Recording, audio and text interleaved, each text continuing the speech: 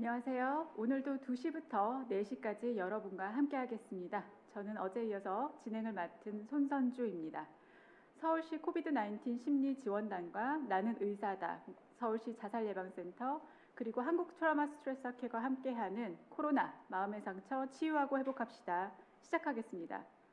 오늘 코안심 TV 시작에 앞서서 여러분의 일상을 바꾸어드릴 마법의 주문 하나를 알려드리려고 합니다.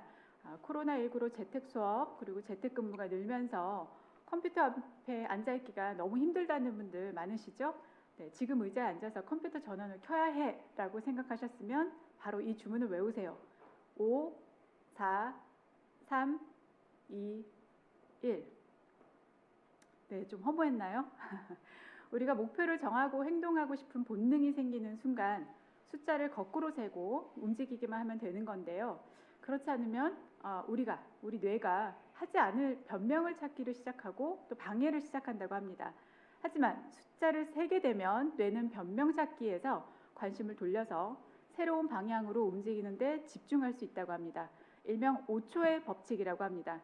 이 마법의 주문이 여러분의 일상에 조금이라도 기분 좋은 변화를 가져다 드리길 바라면서 오늘도 이 시간 함께 해주실 게스트를 모시겠습니다. 네, 제 옆에 경희대 정신건강의학과 백종호 교수님 계십니다. 교수님 반갑습니다.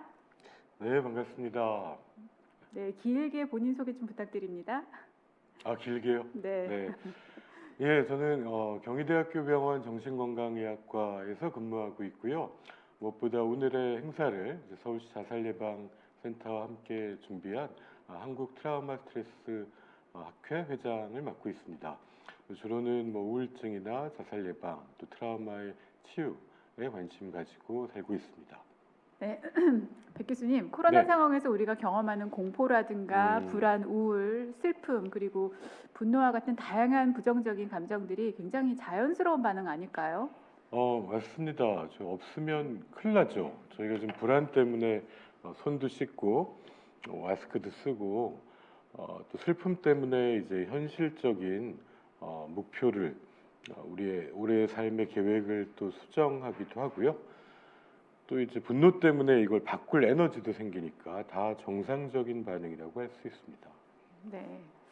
그러면 오늘은 이제 백종우 교수님과 코로나와 우울이라는 주제로 이야기를 나눠보려고 하는데요. 우울의 실체에 대해서도 알아보고 또 우울감이 찾아왔을 때 우리가 어떻게 대처해야 하는지 백 교수님과 함께 차근 구체적으로 알아보겠습니다. 네, 교수님께서 강연을 준비해 오셨는데요. 백 교수님 강연 부탁드립니다.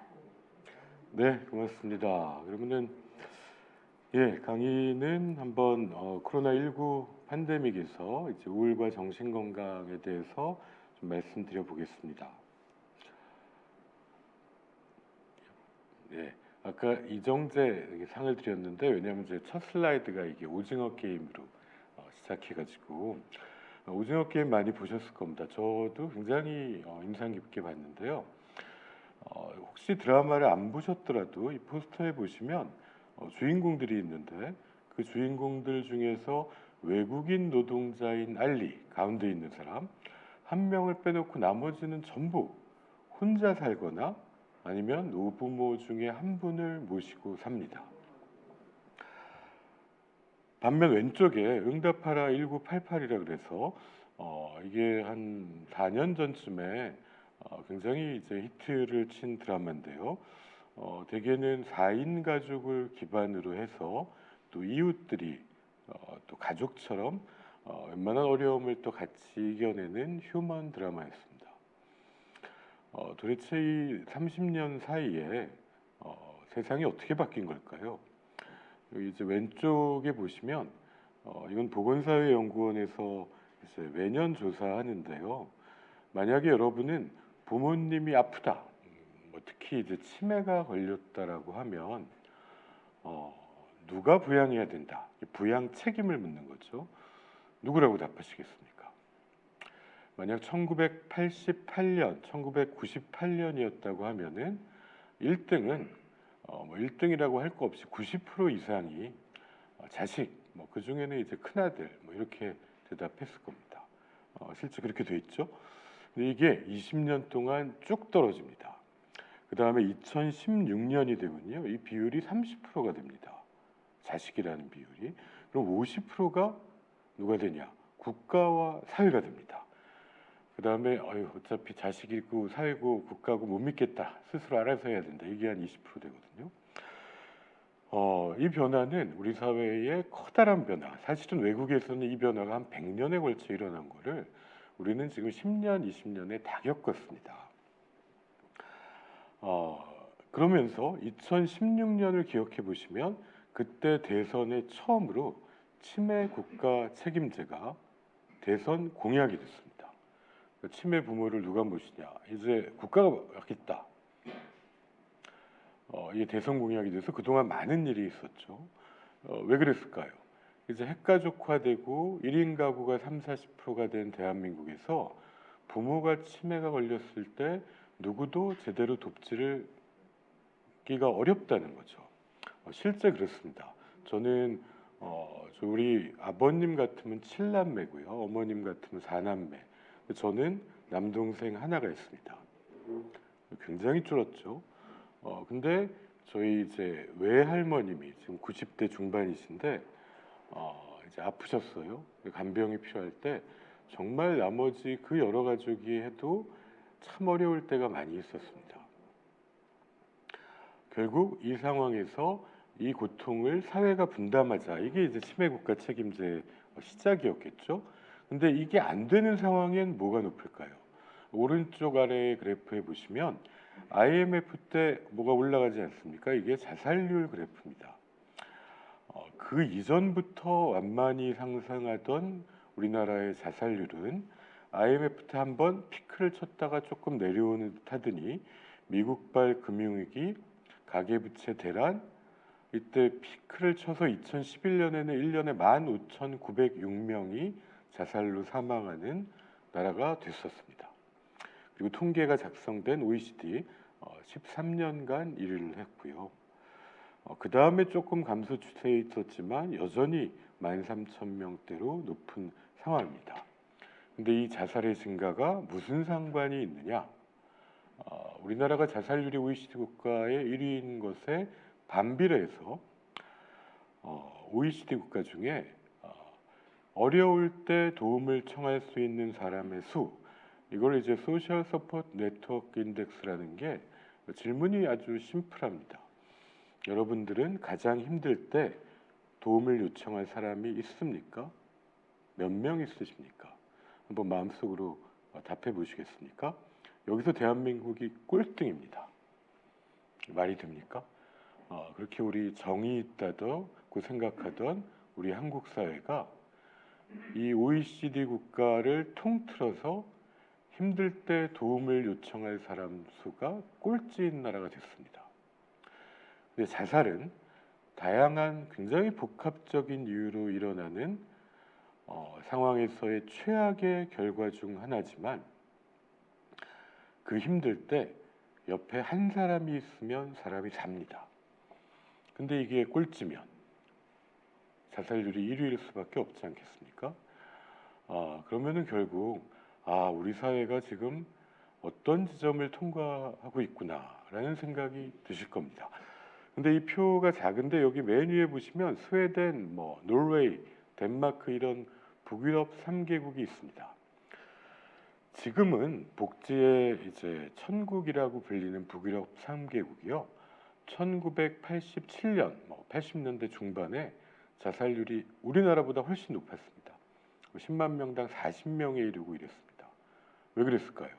거기도 똑같이 2차 대전 이후에 산업화되고 핵가족화돼서 가족의 힘은 약화됐는데 이제 사회 안전망은 취약하고 정신건강에 대한 접근성이 낮은 상태에서 자살률이 1위였습니다. 그때는 우리나라가 오히려 그 절반이었습니다. 근데 지금은 어떻게 됐습니까? 도움을 청할 사람의 숫자가 1위가 되고 자살률은 10만 명당 10명대로 떨어졌고요. 그래서 우리나라는 30명까지 올랐다가 지금 25명 수준으로 아직까지 높은 상태입니다. 그러면 이제 우리 사회가 작년에 처음으로 이제 유엔이 인정한 선진국이 됐죠. 국민소득 3만 불. 그러면은 자살은 어떻게 국민소득이 $100 때보다 3만 불로 300배가 올라왔는데 자살률이 더 높아지냐? 국민들은 더 불행하다 그러냐? 그 다음 과제, 국민소득이 4, 5만 불 되는 거는 소득의 증가뿐이 아니라 어디로 가야 되는지를 알려준다고 생각이 됩니다. 그러면서 이제 이 상황에서 뭐가 왔습니까? 이 코로나가 왔습니다.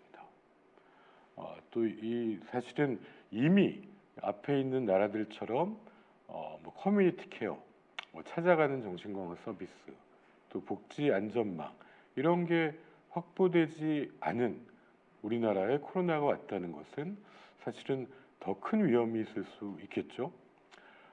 그래서 이거는 근데 이제 우리나라만의 상황은 아닙니다.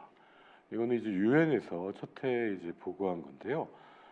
이제 코로나 팬데믹으로 인해서 우울 불안이 올라갈 거다. 그리고 정신건강 서비스 또 돌봄 케어에 대한 접근성이 떨어지니까 고통받는 사람이 생기고 그 다음에 이제 술을 마시는 사람들이 늘어날 것이다. 또 있는 지역사회 서비스마저 이용하지 못하고 의료 서비스, 복지 서비스의 접근성은 떨어지면서 장기 입소 시설, 입원 시설은 더 위험해지니까 이게 코로나가 모두에게 공평하지 않게 그 누군가에게는 특별히 더 아픔을 줄 것이다. 이렇게 이제 보고를 했고요. 2년간의 결과는 어느 정도 실제 그런 면이 있습니다. 우리나라는 사실 지금까지도 뭐 아직 완전히 봉쇄를 선택한 적은 없지만 상당히 높은 거리두기를 오래 해오면서 옆에 있는 특정 집단에 써 있는 분들 보시면 최일선의 방역진, 또 의료진, 장애인, 노인, 청소년, 임산부 이제 취약한 상황에 있는 분들, 저소득층이나 자영업자를 포함해서 더 고립과 고통이 큰 상황이 아닐 수 없습니다. 저희 트라우마 스트레스 학회에서 옆에 우리 손선주 교수님이 이제 총무위원장으로 정말 열심히 하셨는데 이 조사 처음에는 저희가 사비를 털어가지고 돈을 모아서 우리 현진희 회장님 때 했는데 이걸 보고는 저희가 깜짝 놀랐습니다. 일반적인 시기에 이제 우울증에 대한 역학 조사를 하면 우리나라에서 고위험군이 뭐 4%, 5% 나옵니다. 이게 원래 선진국 가면 10% 넘어가거든요. 원래 선진국으로 가면 그렇게 돼 있습니다. 우리나라도 앞으로는 유병률은 증가하겠죠. 근데 여기 보시면 몇 프로입니까? 전체가 17.5%. 뭐 우리나라 뭐 건국 이래로 이런 통계를 본 적은 없습니다. 이런 거는 이 정도가 나오는 거는 어떤 재난 피해자 집단에 대한 조사에서 이렇게 나와야 되거든요. 그 말은 결국 대한민국 국민이 재난 피해자 같은 결과를 정신건강 조사에서 보이고 있다는 겁니다. 이게 좀 출렁되는데 이제 보시면 이때에 3개월마다 쭉 조사를 했는데요. 2020년에 9월, 이때 8월에 이제 대유행을 한번 했죠. 이때 올라갔다가 또 올해 작년 3월에 또 한번 올라갔다가 그 이후에 좀 떨어지다가 지금은 어떨까요? 하지만 이제 우울 고위험군이 거의 20% 앞뒤인 상황이고요. 옆에 보시면은 누가 제일 많이 영향을 받느냐에 보시면 20대, 30대가 이제 가장 힘들다고 호소합니다. 아니 이게 뭐 코로나는 이제 노인층의 사망 위험을 높이는데 왜 20대, 30대가 더 힘들어? 이렇게 생각하실 수도 있지만 이 결과는 모든 나라의 조사에서 공통적인 것입니다. 아무래도 이제 노년층은 위험은 높지만 상대적으로 노인들은 사회적 거리두기를 잘 받아들이시기도 하고요. 위험이 높아서 그럴 수도 있겠지만, 근데 이제 청년 때 얼마나 이제 활동이 왕성한 시기입니까? 거리두기로 못 만나죠, 학교도 못 가죠, 미래의 직업, 구직의 문제, 또 이때 중요한 시기죠. 결혼이나 누구를 이성을 만나거나. 그래서 20, 30대 제일 높습니다. 가장 큰 우울과 불안을 호소해온 상황입니다. 근데 이걸 보시면은 더 놀라운데 지난 2주간 자살을 생각하거나 이제 자해를 시도했냐고 물었더니 처음에는 이게 10%에서 시작해가지고 최고 16.3%까지 가장 최근 조사는 13.6%가 자살을 생각했다고 얘기합니다. 이거는 더 기절할 조사 결과죠. 언제도 이런 결과를 본 적은 없습니다. 누가 더 이런 생각을 많이 했느냐? 저희가 또 청소년은 따로 조사했는데 10대, 20대, 30대가 높고 계속 20대가 높았는데 작년 12월만 유일하게 이제 우울이나 자살이 30대가 또 많이 올라갔습니다. 아마 이제 굉장히 오랜 기간 30대는 이제 또 아이가 어리고 또 노년의 부모를 모셔야 될 수도 있는 시기라 부양 부담이 좀 더 클 수 있는데 그런 영향이 아닌가 이제 추정을 하고 있습니다. 이렇게 보면 이게 큰일 난 것 같으시죠? 야, 이거 어떡하냐? 하지만 사실 어떻게 보면은 모든 국민에게서 이런 조사가 올라갔다. 어느 정도 평균이 증가했다고 하는 거는 정상 반응인 측면도 분명히 있다는 겁니다. 요거는 이제 여크스 도슨의 법칙이라고 해서 100면이 훌쩍 넘은 건데요. 요거는 X축, Y축이 이제 X축의 불안입니다. 불안이 너무 심해요. 그럼 우리 흔히 이제 시험 문제가 제대로 안 보인다 그러지 않습니까? 그래서 빵점을 맞습니다. 불안이 하나도 없어요. 그러면은 준비를 하나도 안 해가지고 또 빵점을 맞더라. 그러면 이제 어느 때 점수가 제일 좋으냐? 그걸 이제 최적화된 점수, 옵티말한 불안에 의한 점수가 적정한 불안이 있을 때 우리가 100점을 맞더라는 거죠. 지금 이제 올림픽을 베이징 동계올림픽을 하고 있는데 어떻겠습니까? 너무 떨어도 안 되겠죠. 긴장이 하나도 없을 수도 없겠지만 긴장이 없는 사람들은 오히려 최고의 수행을 보이기 어렵습니다. 그래서 사실은 여러분들이 어디 기업에 속해 있으시다면 여기 또 청년의사에 계신 분들은 청년의사의 대표는 항상 여러분에게 적절한 불안을 조성하려고 노력합니다. 왜냐하면 불안이 너무 심하면 조직이 소진돼서 탈진돼 버리고요. 불안이 하나도 없으면 그 조직은 늘어져 버리죠. 적절한 불안이 있을 때 최고의 성적을 내더라는 거죠. 근데 외부의 적이 이제 코로나 바이러스가 왔습니다. 그럼 우리가 어떻게 해야 될까요? 한 발 이동해야죠. 불안 수준을 높이지 않을 수가 없는 겁니다. 이 불안 때문에 우리가 한편은 안전해지게 되는 거죠. 이거는 이제 죄송합니다.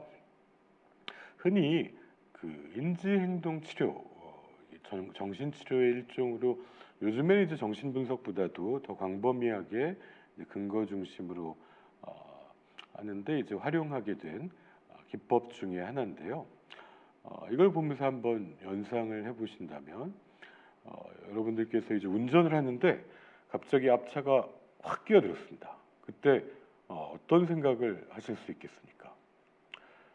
슬라이드 보시면은 뭐야? 저 차가 날 무시해? 그러면은 어떤 감정이 들까요? 화가 나겠죠. 야, 진짜 운전이라는 건 너무 위험한 거다. 이러다가 큰일 나는 거 아니야? 라는 마음을 먹으신다면 불안하시겠죠. 나는 맨날 이런 일만 생길까? 나 정말 쓸모없는 사람인가 보다. 우울할 겁니다. 앞차가 많이 바쁜가 보다 라고 하면 내 마음에는 아마 별 변화가 있지 않을 겁니다. 근데 이 중에 뭐가 정답입니까? 제가 이게 우리 의과대학 학생들을 대상으로 해가지고 이렇게 질문해 봤습니다. 아침에 출근을 했는데 너가 3분 늦었는데 교육 치프가 인사를 했는데 우리 여자 선생님이었는데 인사를 안 받고 가더라. 그랬더니 이제 우리 학생들한테 이 상황을 너는 어떻게 생각하겠니? 이렇게 물었더니 학생 한 명이 이렇게 대답했습니까? 교육 치프 선생님이 나를 좋아하나 보다. 그건 무슨 말이냐? 그랬더니 너무 좋아해가지고 눈을 못 마주치는 거래요. 그래서 참 그런 마음을 가지고 있고 자기 그래서 기분이 좋을 것 같대요. 근데 여기 있는 것처럼 뭐야 치프 선생님이 날 무시하는 거야? 그럼 화가 나겠죠? 나 이러다 잘리는 거 아니야? 하면 불안하겠죠. 인사해도 안 받아주는 그런 나는 쓸모없는 인간이구나. 그럼 우울하시겠죠. 이 중에 정답이 뭡니까? 만약 많이 바쁘구나라고 생각하면 내 마음에는 평화로울 겁니다. 별 변화가 없겠죠. 나중에 알고 보니까 실제 그 선생님이 누구 후추를 받고 또는 환자가 안 좋아서 막 뛰어나갔다더라. 그러면은 이제 정말 바쁘셨구나 이게 확인이 되겠죠. 이거가 확인이 됩니까, 여러분? 남의 마음을 제대로 알 수 있으세요? 물론 우리는 추정할 수 있을 뿐이죠. 근데 우리 마음속에는 패턴이 있습니다. 그 패턴은 굉장히 어릴 때부터의 성장 과정에서의 경험으로, 때로는 트라우마 때문에, 때로는 내가 타고난 유전자가 가진 기질 때문에 나한테 있습니다. 누구는 우울이라는 눈으로 세상을 바라보면 더 우울해 보이죠. 누구는 분노라는 눈으로 바라보면 이런 거 일색입니다. 근데 만약 항상 상사가 화를 내도 뭐 바쁘신가 보다라고 생각하는 사람은 어떻게 될까요? 위험에 빠질 수 있겠죠. 정말 잘릴 수도 있는 겁니다. F가 나올 수도 있겠죠. 그럼 이 중에 정답은 뭘까? 실제 인도의 벵갈 호랑이는 1년쯤 자식을 키우면 이제 세상으로 내보내서 독립을 시킨다고 합니다. 그때까지는 어머니가 열심히 키운 거죠. 그래서 엄마 호랑이가 이제 세상으로 나가라 하고 이제 3마리 호랑이 새끼를 풀어줬습니다. 저도 이제 동물의 왕국에서 본 건데요. 그랬더니 첫 번째 자식인 호랑이는 신이 나서 세상으로 막 뛰어나갑니다. 그래서 이제 옆산으로 막 넘어갔습니다.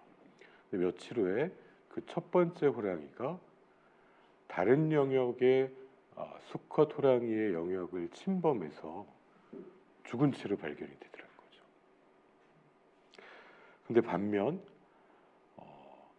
다른 호랑이는 이제 그 엄마의 영역을 벗어나지 못합니다. 1주일, 2주일 세상으로 나가려니까 두려운 거죠. 그때 며칠이 지나고 해도 독립을 하지 않으면 엄마 호랑이가 이 새끼 호랑이를 공격합니다. 심지어 엄마에게 죽기도 한다는 겁니다. 호랑이 세계에서의 이야기죠. 그 다음에 중간에 결국 살아남은 호랑이는 하루에 조금씩 움직입니다. 주변을 경계하면서 여기가 안전한지 확인하고 한 발을 가고 또 한 발을 가서 결국은 그 호랑이만 살아남는 게 그날 동물의 왕국의 결론이었는데요. 여러분들은 지금 이제 내가 어떤 상황을 판단함에 있어서 내 머릿속을 스치는 생각, 이걸 이제 자동적 사고라고 부른다는 거죠. 그 자동적 사고의 뒤에는 우리의 마음속에서 일어나는 감정의 변화, 이 감정이 있는 거는 우리가 그 상황을 판단해서 이성적으로만 하려면 그렇게 빨리 동일한 패턴으로 할 수가 없습니다. 그래서 우리는 이 어렸을 때부터의 경험에 의한 핵심 믿음을 가지고 감정으로 순간 판단하게 됩니다. 인간의 이제 생각에 의한 사고와 행동을 굉장히 효율화시켜주는 시스템이 감정 시스템인데, 이 시스템을 이 정도 갖고 있어서 우울증 불안장애 생길 수 있는 고등 동물은 사실 인간, 그다음에 뭐 있습니까? 뭐 아주 원숭이 정도는 돼야 됩니다. 아니면 인간과 오랜 교류를 할 수 있는 반려견, 개 정도는 돼야 우울증 비슷한 모습을 가질 수 있거든요. 이제 우리가 고차원적 시스템을 가져서 효율화에 성공했는데 대신 이게 망가지기도 쉬운 게 인간의 특징입니다. 그래서 이제 코로나 얘기를 하다가 우리가 지금 우울 얘기를 하고 있습니다. 근데 불안은 그렇다고 치고 우울한 적이 혹시 평생 있나요? 하고 이렇게 제가 질문하고 손 들어보세요 하면은 대개는 다 드시죠. 여러분들 나 태어나서 한 번도 우울한 적이 없다, 그런 분 계십니까? 그런 분이 있으시면 끝나고 조용히 정신과를 찾아가셔야 되죠. 이상한 거죠. 절대 있을 수 없는 일인데 저는 딱 한 명 봤습니다. 그거는 요 근처에 있는 어떤 구청에서 강의를 제가 이런 걸 할 때 뒤에서 졸고 있던 공익근무요원이었습니다. 막 이렇게 졸고 계시다가 뭐 손을 들어보라니까 번쩍 들어본 거죠. 그거 아닌 사람들은 다 느껴본 적 있죠. 근데 거꾸로 우울해서 인생에 도움된 적 있으십니까? 이거는 좀 대답하기 쉽지 않으실 수 있죠. 잘 생각해 보면 있습니다. 예를 들면 저희 애 같으면 이제 학교 다닐 때 시험을 아무리 망쳐도 뭐 하나도 우울해하지 않았습니다. 부모가 좀 우울할 수 있습니다. 근데 이제 걔는 뭐 우울하지 않았어요. 우울해야 시험을 망쳤을 때 나 왜 시험 못 봤지? 다음에 어떻게 하면 잘 볼까? 그래 오늘 공부하자. 이게 행동을 계획하고 수정하고 오늘 이제 실천으로 옮기는 계기를 마련하는 거거든요. 우울이. 그래서 우울은 뭔가 변화하고 성숙하고 나아지는데 핵심적인 감정입니다. 우울이 없다. 발전하기 힘듭니다. 근데 병적인 우울증은 다르더라는 거죠. 이건 이제 병이 될 수 있다. 그러면 이제 이렇게 불안과 우울을 봤을 때 우리가 코로나 이후에 우리가 모든 국민이 재난 피해자가 됐을 때 나 너무 우울해요. 불안해요. 트라우마 스트레스 학회 전문가들이 2년간 제일 많이 한 말은 충분히 들은 다음에 이건 정상 반응이십니다. 괜찮습니다. 아니 현실이 괴롭지 않습니까?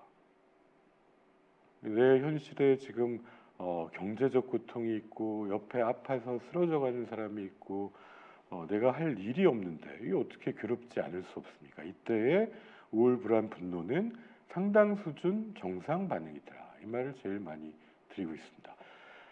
사실 혐오라는 얘기를 안 빼놓을 수가 없습니다. 우리는 지금은 이제는 혐오 많이 준 것 같습니다. 초반에는 좀 있었습니다.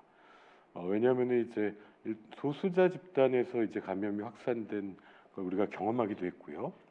근데 혐오는 이것도 일종의 이제 우리의 적응을 높이는 반응입니다. 왜냐하면 우리가 중세 시대에 태어났는데 패스트를 예방해야 되겠는데 아무것도 없지 않습니까? 백신, 치료제 아무것도 없는데 그냥 더러운 거 피한 거. 이 사람들은 감염 확률이 낮지 않습니까? 혐오는 이런 보호 효과가 있는데 반면 감염된 사람을 혐오하면 그 사람들이 다 숨어 보이니까 그 숨은 사람을 통해서 전파는 급증하게 되고요. 우리 사회 다 위험해집니다. 혐오를 조절하는 거는 재난정신건강 서비스에서 핵심 영역인데 이게 많으면 또 자연스럽게 줄어듭니다. 저는 오늘만 해도 페이스북에 많은 친구들이 올리더라고요. 저 코로나 걸렸어요. 이제 부끄러운 일이 아닌 거죠. 알려도 되는 거죠. 그래서 이 재난 이후에는 항상 집단적인 마음의 반응 시기가 있습니다. 되게 이제 초기에는 이제 한번 우리가 같이 이겨내자, 우리 살리자, 또 영웅적인 구조 활동으로 살아나는 사람이 있고 희망을 볼 수 있고 이때는 국민적 단합이 증가하는 시기가 있습니다. 이때는 뭐 허니문 시기라고 불리기도 하고요. 근데 좀 지나면 현실이 느껴집니다. 누가 망언을 하기도 하고요. 고통이 너무 크고 우리는 그 사람을 살릴 수 없었고 경제적 손실도 클 때 결국은 우리가 고통에 빠지고 또 이후에 일주기가 됐을 때 또 기념일 반응이 또 괴롭게 하지만 결국 2년에서 5년, 재난에 따라서 5년에서 10년에 따라서 우리는 결국 재건하고 회복해 갑니다. 이거는 이제 부일베고의 수학여행 3사 때 이게 이제 고속버스가 수학여행 가던 고등학생들을 태우고 하다가 이제 충돌을 해서 일부만 살고 많은 수의 친구들을 구해낼 수 없었던 그 친구들이 중에 하나였던 김은진 님이 세월호 사고 이후에 올려줬던 글입니다. 저희 뭐 트라우마 스트레스 학회가 사실은 생긴 이유가 이런 글을 보고 그 마음이 아프고 뭔가 해야겠다고 느낀 분들이 같이 모이게 됐는데요. 보시면 화염에 휩싸인 친구를 구해낼 수 없었습니다. 부모들은 우울증과 이혼, 그리고 할아버지 할머니는 돌아가시고 몸이 아파져서 그때 세월호 사고 피해자뿐만 아니라 가족도 꼭 사회가 알아주세요. 우리가 오래전에 사고가 있던 시절은 몰라서 누구도 정신과 치료 또 지원이 필요할 것이라고 얘기해주지 않았습니다. 손을 잡고 함께 울어주세요. 보듬어 주세요. 전문가를 찾아주세요. 이렇게 얘기해 주셨었는데 이 외상이라는 것의 고통, 이 트라우마를 겪은 분들은 그날 전으로 돌아가기 어렵습니다. 이후에 내가 살아야 되는 삶은 때로는 완전히 달라집니다. 물론 많은 수는 그 외상 후 스트레스 반응은 정상 반응입니다. 그리고 누군가는 또 성장을 경험하기도 합니다. 하지만 또 적지 않은 사람들이 후유증을 앓고 아픈 것이 사실입니다. 이분들은 이렇게 얘기합니다. 이전과 너무 달라졌어요. 깊은 구렁에 빠진 것 같아요. 갈기갈기 찢겨진 것 같아요. 내 영혼에 상처 입은 것 같아요. 마음이 이미 저는 죽었어요. 이런 게 이제 트라우마. 이제 우리말로는 외상이라는 게 이제 바깥 외자를 쓰는데 이제 라틴어의 트라우마는 사실 신체의 내적인 것과 마음의 고통을 포괄한 개념이어서 우리가 이제 트라우마라는 말을 더 많이 쓰는 것 같습니다. 이것은 내가 겪든 또 그 장면을 직접 목격했을 때 훨씬 클 수밖에 없습니다. 하지만 때로 간접적으로도 이거를 TV에서 보고 간접적으로 들었을 때에도 나의 삶에 영향을 주게 됩니다. 영향은 때로는 최악의 경우 자살을 증가시킵니다. 근데 재난과 자살은 상당히 결과가 다릅니다. 어떤 경우에는 자살이 늘지 않고 줄기도 하고요. 또 늘기도 하는데 쓰나미 9.11 대표적으로 자살이 직접 바로 늘지 않았습니다. 근데 감염 재난인 홍콩의 사스 같은 경우는 그해 연말에 고립된 노인 자살이 증가했고요. 동일본 대지진이 2년이 지난 일본에서는 자살이 좀 줄었다가 2년이 지나도 희망이 없구나 느낀 이제 중장년층 자살이 증가하기 시작해가지고 더 늘었습니다. 이렇게 되면 안 된다는 거겠죠. 근데 더구나 왜냐하면 우리나라 자살의 원인이 1번이 정신건강의 문제, 경제 문제, 건강 문제인데 이 코로나가 세 가지를 다 악화시키지 않습니까? 지금 여태 정신건강 악화시키는 얘기했고 코로나의 경제적 타격, 코로나 자체가 건강 위협이죠. 그럼 자살이 바로 늘어나야 되지 않습니까? 하지만 다행히 그렇지 않았습니다. 자살이 왜 줄었을까요? 실제 모두가 힘들 때는 좀 낫다는 게 첫 번째라고 생각하고요. 우리나라의 K 방역이 사실 지금 시기에는 이제 이걸 더 이상 안 하게 됐습니다. 오미크론 시대에. 하지만 그 전까지 우리나라는 세계 어느 나라보다도 지역 사회 감염 단계에서도 방역관이 찾아가고 위험을 한 사람을 조기에 발견하는 압도적인 PCR 검사를 하고 그 사람들의 입원 생활치료센터 입소를 국가가 다 책임졌습니다. 다 배정했어요. 사실은 이렇게 하면 뭘 막을 수 있을 것 같으십니까? 자살을 막을 수 있습니다. 해외가 가지고 있는 흔히 선진국이 가지고 있다는 자살 예방 시스템이 이런 겁니다. 우리 누구나 이제 혼자 살거나 1인 가구거나 이런 상태에 있는 사람이 위기 몇 개가 연속되면 자살을 생각하거든요. 근데 그때 이 사람들을 조기에 발견하고 찾아가고 치료와 지원에 배치하는 시스템이 있으면 자살을 예방할 수 있다는 것입니다. 그래서 그런 시스템을 가져야 되는데 사실 나는 또 우리 주변에 있는 사람부터 또 살려야 되지 않겠습니까? 그럼 이럴 때 우리가 우울한 사람을 어떻게 도울 것이냐를 좀 살펴보겠습니다. 이게 이제 우울증의 진단 기준입니다. 우울증의 전형적인 분들은 이렇게 얘기합니다. 선생님, 가만히 있어도 눈물이 나요. 너무 슬퍼요. 2주 내내 고통스럽고 의욕이 하나도 없어요. 영화를 보면 즐겁고 친구랑 수다를 떨면 좋았는데 하나도 즐겁지가 않아요. 밥맛도 뚝 떨어지거나 폭식을 하기도 하고 잠이 들지도 않고 중간에 깨고 새벽에 일찍 딱 눈을 뜨는데 그때부터 가슴이 초조하고 불안하고 손 하나 까딱하기 힘들어 죽겠어요. 이렇게 살면 무슨 의미가 있나 싶고 나 평생 잘못 살아온 것 같고 나는 이제 바보가 된 것 같고 이렇게 사느니 차라리 죽는 게 낫겠습니다. 이게 이제 전형적인 우울증의 증상이거든요. 이게 2주 이상 가고 이 정도면 이제 뇌의 변화를 초래하기 때문에 평소 같은 자기 대처로 기분이 나아지지 않습니다. 물론 2주 내내 우울하지 않습니다. 이것도 오르락내리락 변화는 있지만 주로는 우울한 기간이 많다는 건데, 그러면은 옆에 이제 이런 우울한 마음을 가진 친구가 나 우울증인 것 같아 이렇게 하고 여러분에게 다가오면 얼마나 좋겠습니까? 근데 그렇지가 않습니다. 이건 집에 가면 갔더니 여러분이 결혼을 하셨다면 또는 같이 사는 사람이 있다면 집에 갔더니 이러고 있어요. 엄마가 애를 먹이지도 않고 씻기지도 않고 집도 안 치우고 엉망이 됐습니다. 이게 산후우울증이라고 쳐봅시다. 그랬다면은 여러분이 그 배우자라면 어떤 마음이 드시겠습니까? 아이고 우리 와이프가 산후우울증이니까 도와줘야지 이렇게 마음을 먹으시겠습니까? 제일 흔한 반응은 집안꼴이 이게 뭐냐? 야 너희 어떻게 애를 안 먹냐? 네가 엄마인데 정신이 정신을 어디다 두고 사는 거냐? 분노 반응입니다. 실제 산후우울증으로 처음 오시는 분들 중에 보면은 이렇게 어디를 맞고 오시는 분들이 계실 정도입니다. 그래서 아니 어쩌다가 그러셨냐? 그러면은 남편이 고개를 팍 숙입니다. 왜 그러셨어요? 게으른 줄 알았다. 우울증이 걸려서 아픈 사람인데 게으른 나쁜 엄마라고 생각한 거죠.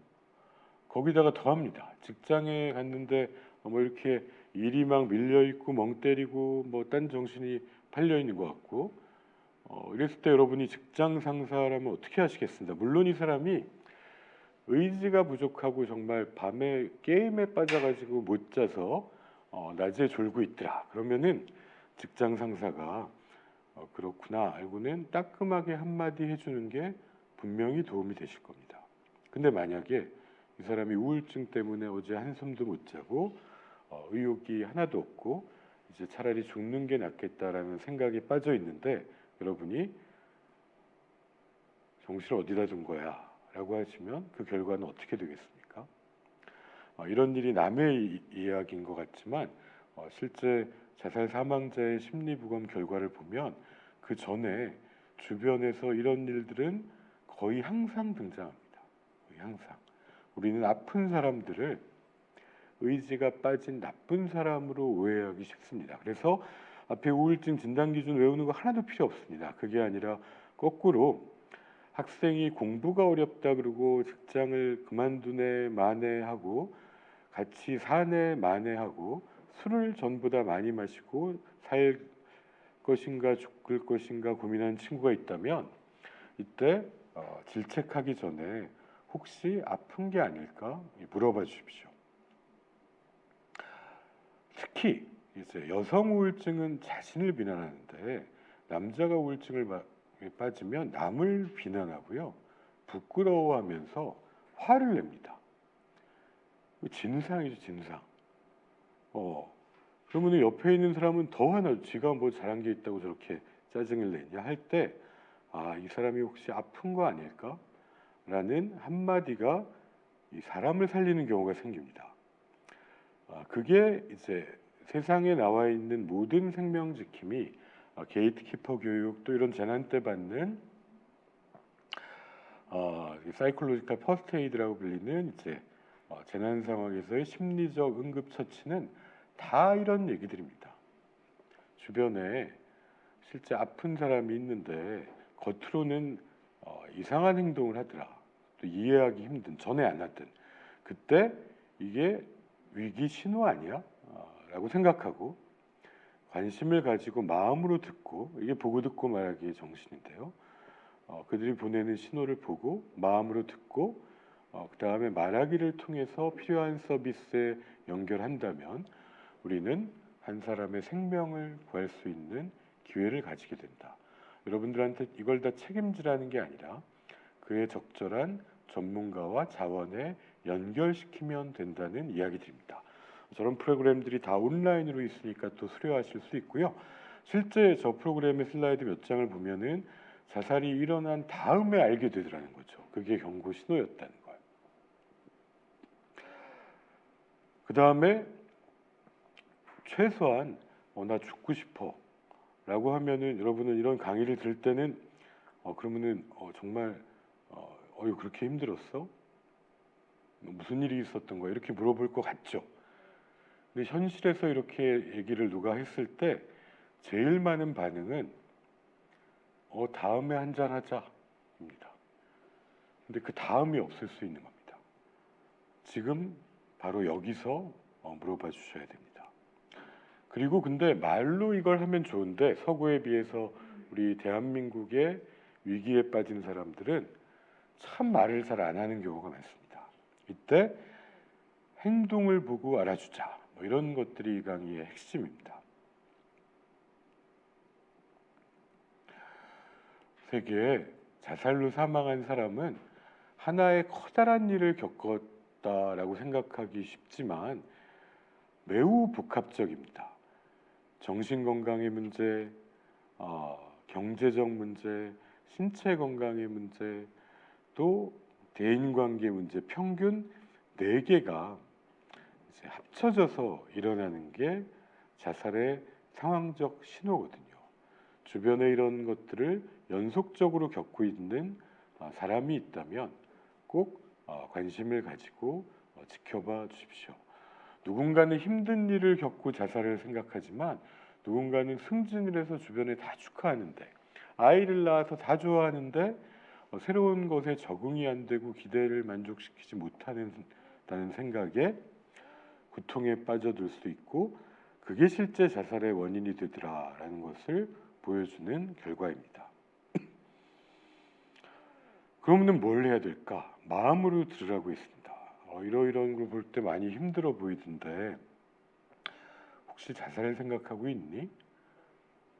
아니 이거 물어봤다 진짜 자살하면 어떡해? 이거 자살 유도시키는 거 아니야? 이거 화내가지고 나 멱살 잡히지 않을까? 제가 그래도 한 28, 하여튼 30, 20, 한 3년 정도 이걸 질문을 했는데 여태까지 한 번도 멱살 잡힌 적 없고, 거꾸로 이 얘기를 했을 때 이제 진료실 안에 있는 크리넥스 티슈를 뽑아 드려야 되는 시점이 됩니다.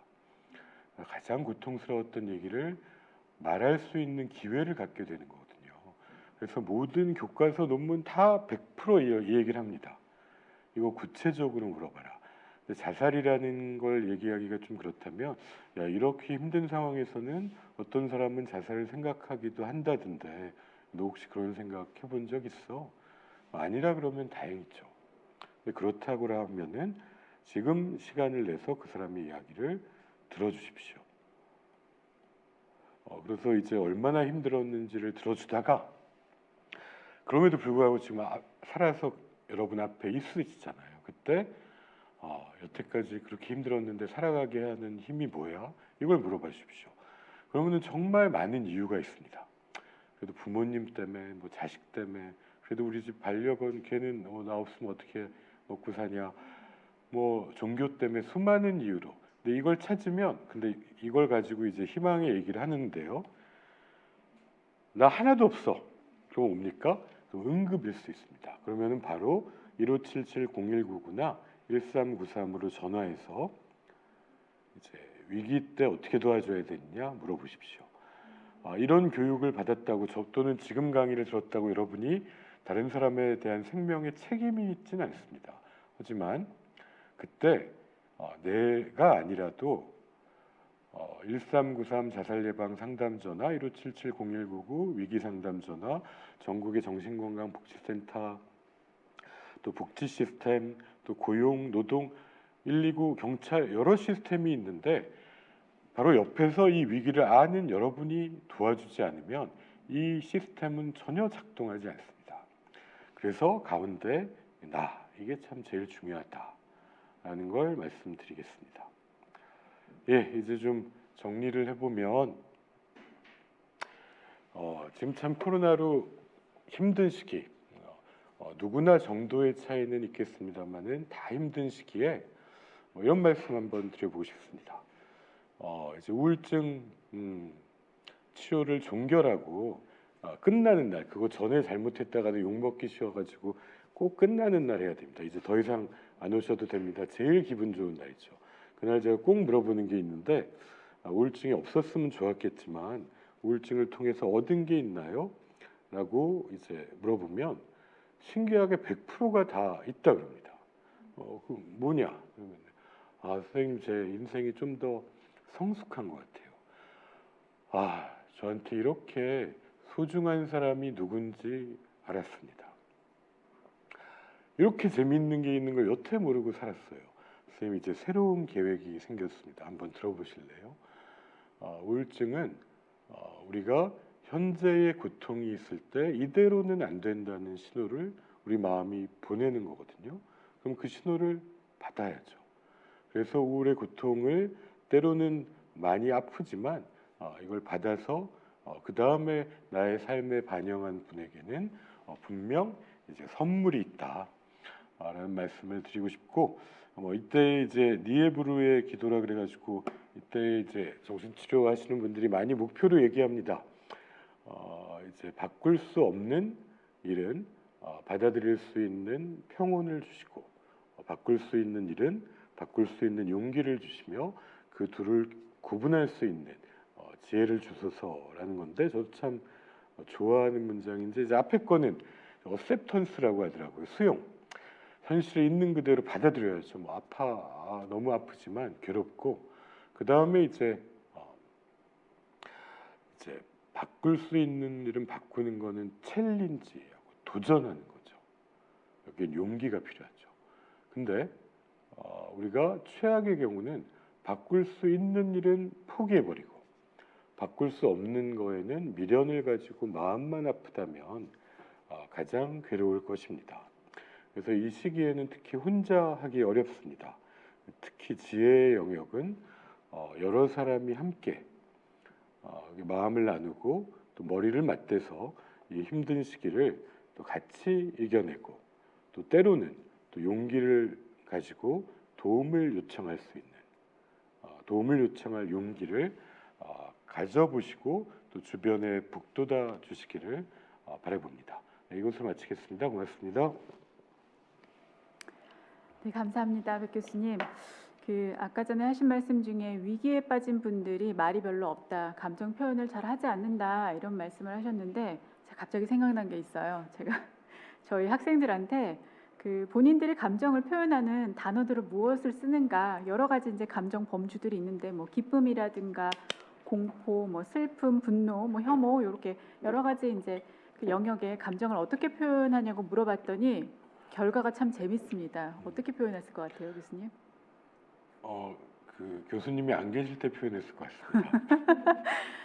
욕이 나오면 참 다행인데요. 제가 이렇게 표를 만들었어요. 예. 그래서 자, 혐오스러울 때는 기쁠 때, 슬플 때, 그래서 이렇게 항목을 만들어가지고 너는 어떤 단어를 쓰니, 어떻게 감정을 표현하니, 예를 들어 슬프면은 심장이 뚫어진 것 같아요, 미어지는 것 같아요, 이런 말을 쓸 것 같은데, 많은 학생들이 대박, 놀라면 대박인 거고, 우울하거나 슬프면 대박인 거고 대박이 정말 많더라고요. 그래서 생각보다 많은 분들이 이렇게 감정 표현을 좀 다양하게 이렇게 하지 않는 부분도 있고, 또 감정을 표현하는 거를 참 힘들어하시는 부분도 많지 않은가, 이런 갑자기 든 생각, 애드립으로 넣어봤습니다.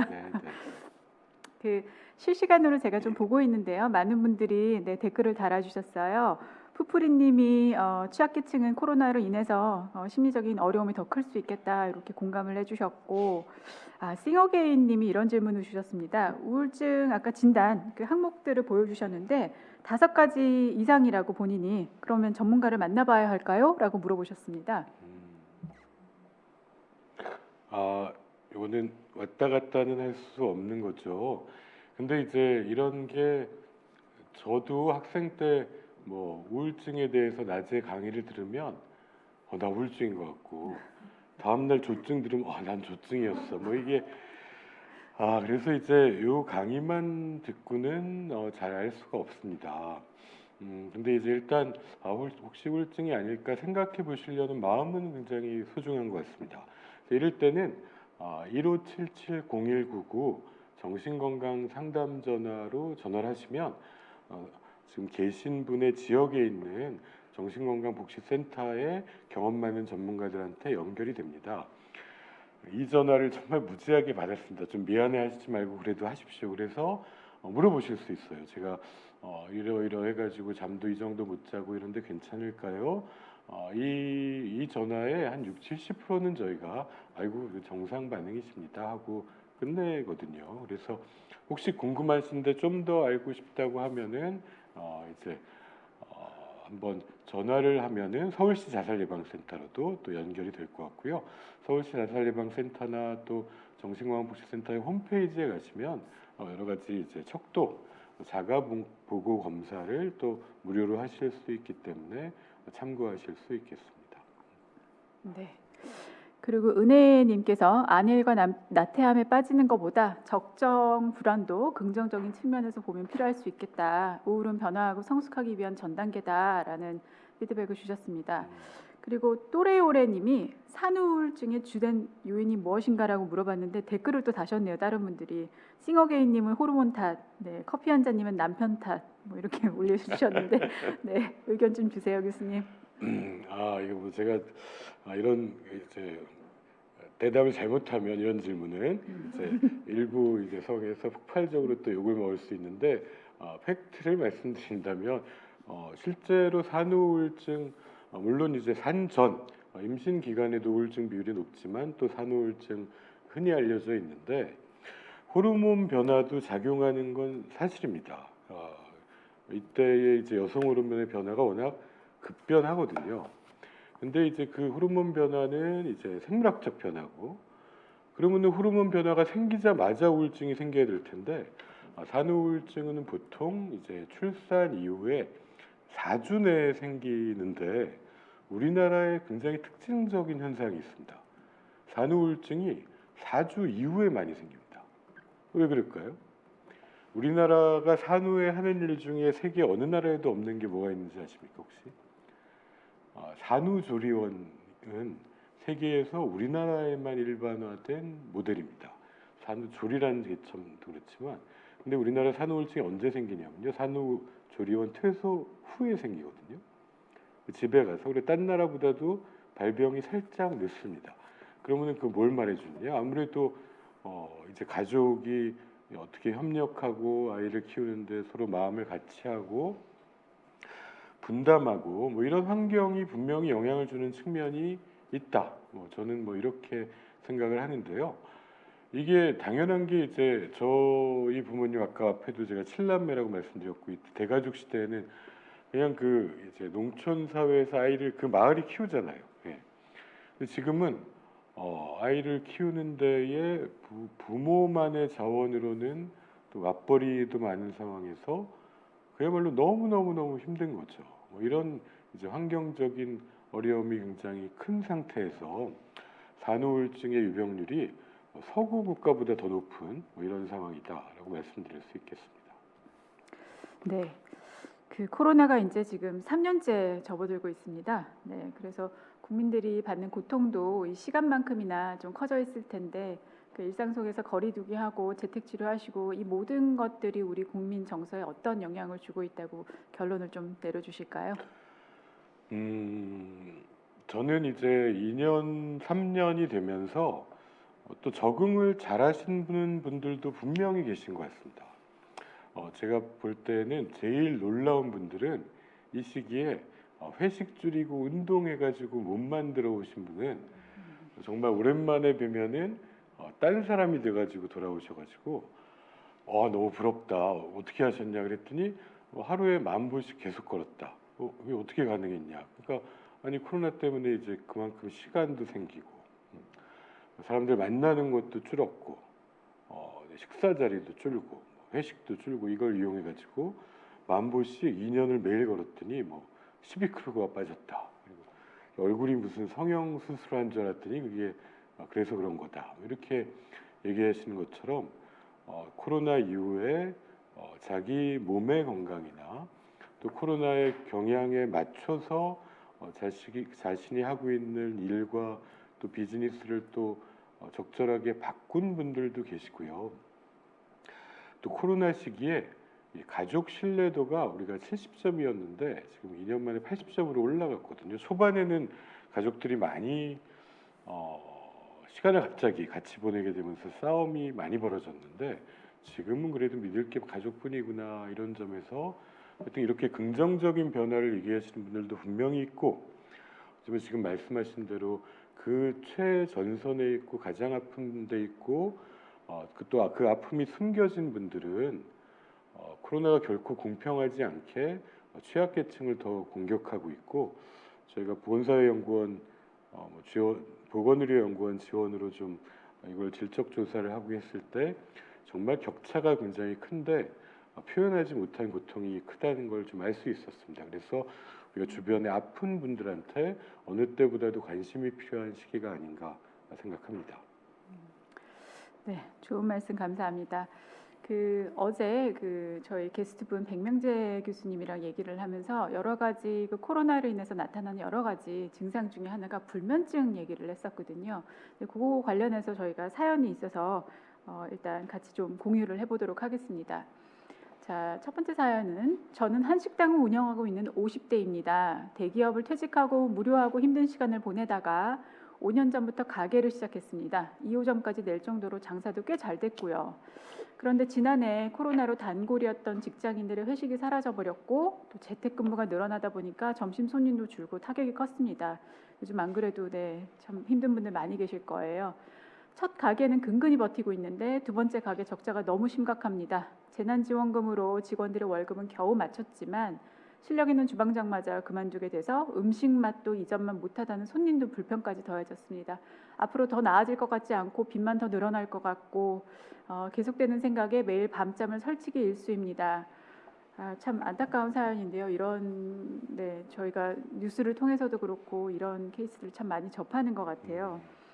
남성분인 것 같은데 남성 우울증이 증가하는 원인은 무엇이고 또 남성 우울증도 여성 우울증만큼 위험할 수 있는 이유가 무엇일까요, 교수님? 기본적으로는 이제 우울증은 여성이 더 높은데 교수님 잘 아시다시피 뭐 그렇다고 이제 남녀가 뭐 여성이 정신건강에 열등해서 이런 건 아니고 남성은 이제 중독으로 좀 더 표현되다 보니까 사실 남녀의 정신건강 유병률은 딱 1대1인데요. 이제 남성의 우울증도 이제 증가 추세인 것은 분명하고 지금 앞에 언급하신 분은 이제 자영업자로서 이제 코로나 시기에 굉장히 우울이 늘 수밖에 없는 상황에 계시죠. 근데 이제 우울증은 여성이 많은데 자살 사망자는 또 남성이 이제 2배 이상 높지 않습니까? 여기에는 이제 우울 플러스 중독도 있지만 남성이 좀 더 심각한 방법으로 시도한 것도 이제 영향이 있고 실제 우리나라 자살 사망자의 3분의 2는 남성이기 때문에 관심이 필요한 것 같습니다. 네. 아까 전에도 말씀하셨듯이 이렇게 감정 표현하는 게 참 제한적이에요. 특히 네네. 남성분들은 더더욱 본인의 감정을 드러내는 걸 굉장히 부끄러워할 수도 있고 되게 서먹서먹하고 굉장히 참 익숙하지 않은 행동인데 그렇다면 뭐 아버지나 남동생, 남자친구, 남성분들의 우울증을 의심해볼 만한 증상에는 어떤 것들이 있을까요? 뭐 그 남성이 자기 우울 표현 못하는 거는 참 세계적인 현상이긴 한 것 같습니다. 그래서 전에 영국에서도 이제 남성 자살률이 잘 안 떨어지니까 그런 남성들을 빌딩 위에 이렇게 막 인형을 세워가지고 사회적 인식 변화를 이제 촉구하기도 했었는데요. 특히 어렸을 때부터 이제 울지 마라. 그러니까 남자가 울면 쓰냐. 이제 못 우는 거죠. 울고 싶은데 사실은. 그래서 이제 그걸 술을 빌어서 조금 표현하는데 뭐 그것도 서툴고 그런 소통을 잘 못 보다 보니까 우리가 남성 우울증을 흔히 이제 놓치기 쉽더라는 거죠. 그래서 저희가 처음에 이제 심리보험 시작한 게 군 의문사 진상규명위원회. 지금은 여군도 많지만 그때는 다 남자 군인들이었는데 이게 우울증이 왔을 때 최소한 하여튼 그날 죽고 싶다고 말하면 이건 진짜 놓치지 말자. 이건 물론이지만 되게 뭘로 나타나냐면요. 직장에서의 실수가 늘고요. 그다음에 직장에서의 이제 업무 수행 능력이 떨어지게 됩니다. 남성 우울증이 오면은. 그리고 술이 늘고요. 그래서 이제 보면은 근데 그게 의지가 빠진 게 아니라 사실은 이제 우울증에 빠진 거더라는 거죠. 그래서 직장에서는 이런 식으로 할 수 있고 가족들 같으면 오히려 가족이 집에서 자꾸 짜증을 내고 화를 내고 폭발하고 술 마시고 이럴 때 정말 따뜻하게 한번 물어본 가족이 있어서 저희가 그분을 진료하게 되고 치료를 시작해가지고 한 두어 달 지나서 좋아지면 가족들이 뭐라 그러시냐면은 우리 아빠가 성격이 좋아졌다라고 얘기하는데 사실 그게 성격이 좋아진 게 아니라 성격은 원래 있던 거고 우울증이 좋아져서 표현이 좋아진 거죠. 그래서 오히려 우리 가족이 성격이 나빠졌나 뭐 이런 생각이 드신다면 남성 우울증이 왔나 뭐 이렇게 생각해 보셔도 좋겠습니다. 네. 평소랑 좀 다르거나 뭐 업무를 수행하는 부분에서라든가 이런 거에 변화가 있다면 네, 남성분들 또 우울증을 한번 좀 의심해 볼 수 있을 것 같습니다. 이 사연 보내신 분이 마지막에 그런 말씀하셨어요. 매일 밤잠을 설치기가 일수다. 참 잠자기가 힘든 좀 퀄리티 있는 어떤 수면을 좀 취하셔야 되는데 어떤 어드바이스를 주실까요? 아까 그 사연 보낸 분을 보고 저는 여러 분이 떠올랐지만 그 중에 한 분 비슷한 분이 계셨는데요. 50대 설 전에 그분이 굉장히 건강하시던 분인데 앞에 사연처럼 자영업으로 뭐 엄청난 손해를 보셨고 뇌졸중이 오시더라고요. 그래가지고 입원을 하셨는데 다행히 이제 빨리 119 통해 가서 이제 지금 후유증은 심하지 않고 재활을 하고 계시고 출근도 어제 처음 했다 그래서 참 기뻤는데 지금 이제 저런 어려움에 처해진 자영업자분들 꼭 기억하실 게 이게 밤에 못 자기 시작하면서 건강에 적신호가 오거든요. 또 못 자면 어떡합니까? 사람이 또 술을 마실 수가 있고요. 계속 피로가 또 누적되게 되죠. 그러다 보면은 이게 50대, 60대에 뇌졸중이나 기존의 당뇨 고혈압이 악화되는 신체 건강의 악화가 생기실 수 있습니다. 그래서 꼭 아무리 힘드셔도 이때 잘 버텨내기 위해서는 이제 건강과 마음의 건강을 꼭 함께 챙기셨으면 합니다. 네, 좋은 어드바이스 감사합니다. 자, 그러면 두 번째 사연 또 같이 보도록 하겠습니다. 이번에는 20대 남성분께서 보내오신 사연입니다. 제 여자친구는 전직 항공사 승무원이었습니다. 그런데 지금은 시국이 이러다 보니 일을 못하고 있어요. 초반에는 일을 못하게 돼서 무기력하고 힘들어하는 줄 알았는데 시간이 지날수록 제 정신이 피폐해질 정도로 힘들게 합니다. 왜 그러는지 마음은 이해는 하겠는데 저까지 힘들어져서 같이 손잡고 병원 가자고 했더니 싫다고 합니다. 코로나 때문이든 아니든 우울증은 계속해서 더 심각해지는 것 같은데 어떻게 여자친구를 설득해야 병원에 간다고 할까요? 참 이러지도 저러지도 못하는 상황에 놓이신 것 같아요. 네. 사실 코로나 이후에 지금 제일 많이 타격받은 직종이 이제 앞에 말해서 항공사 또 뭐 여행이라든가 또 이제 공연 뭐 예술 쪽에 계신 분들을 포함해서 정말 이제 본인들이 하시던 일들을 이제 못하게 되셨죠. 그러니까 이제 그걸로 인한 고통이 참 말도 못하리라고 생각됩니다. 근데 이제 그게 쌓이다 보니까는 이제 점점 우울해지고 의욕이 없어지고 이제 이 남자친구분 입장에서도 이제 느껴지는데 이게 이제 우울이 심해지면 희망이 없다고 생각하게 되거든요. 그리고 선글라스를 낀 것처럼 다 어둡고 쌍안경을 뒤집어 쓴 것처럼 헤쳐나갈 길이 없다 이런 이걸 이제 인지 왜곡이라고도 부르는데 이제 길이 없다라고 이제 본인은 믿고 있는 거죠. 여기에 뭘 해보자, 해보자 해도 병원 가보자 뭐 하면은 마치 이제 벽에다가 얘기하는 것 같은 느낌이 들 수 있거든요. 그리고 우울증은 전염병이 아니지만 우울한 기분은 전염력이 있습니다. 같이 두 분이 이렇게 우울하다 보면은 나도 우울해져요. 그러면 이게 나도 문제 해결이 안 되니까 굉장히 화내고 짜증내게 되는 뭐 이런 상황이 아닌가 좀 유추가 됩니다. 네. 저희가 계속해서 안내드리는 1577-0199번 좀 마음의 병이 더 깊어지시기 전에 활용하시면 좋을 것 같은데요. 직접 가시는 게 꺼려지는 분들은 오히려 이렇게 비대면으로 상담 받는 것도 좀 도움이 많이 될 것 같습니다. 네, 1577-0199 밑에 번호 나가고 있습니다. 아까 전에 이제 백 교수님이 그런 말씀하셨는데요. 이게 병원에 가는 걸 꺼려하시는 분들이 많을 수 있어요, 그죠? 주된 이유가 뭘까요? 제가 이제 2005년에 한 번 하고 2015년에 비슷한 조사를 했는데요. 병원에 오신 분들한테 우울증 때문에 이제 초반에 어려움을 겪었던 이유가 뭐냐 이렇게 물었더니 이제 반은 몰라서고요. 반은 알고도가 있더라고요. 이제 몰라서라는 거는 이게 굉장히 기운이 없고 어디가 아픈데 이게 뭐 무슨 내가 모르는 불치병이 생겼나? 여러 검사를 받으러 돌아다니시는 경우도 있고요. 그다음에 불면증 이려니 하는 마음에 그냥 수면제만 쳐다봤는 경우도 굉장히 많이 있었습니다.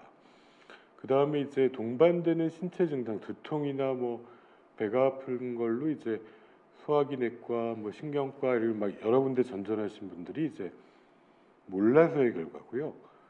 알고도는 특히 지금 요 말씀하신 20대 같으면 내가 뭐 보험 가입에 차별 당하는 거 아닐까? 이러다가 나중에 취직도 못하면 어떡하나?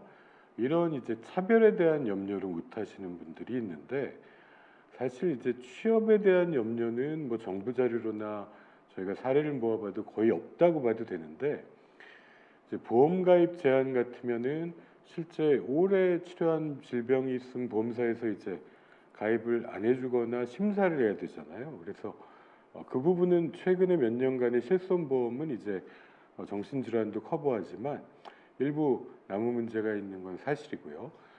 그래서 알고도 또는 몰라서가 있고 거기에 플러스 우울증으로 이제 희망이 없다고 생각한 분들이 치료는 받아서 뭐해?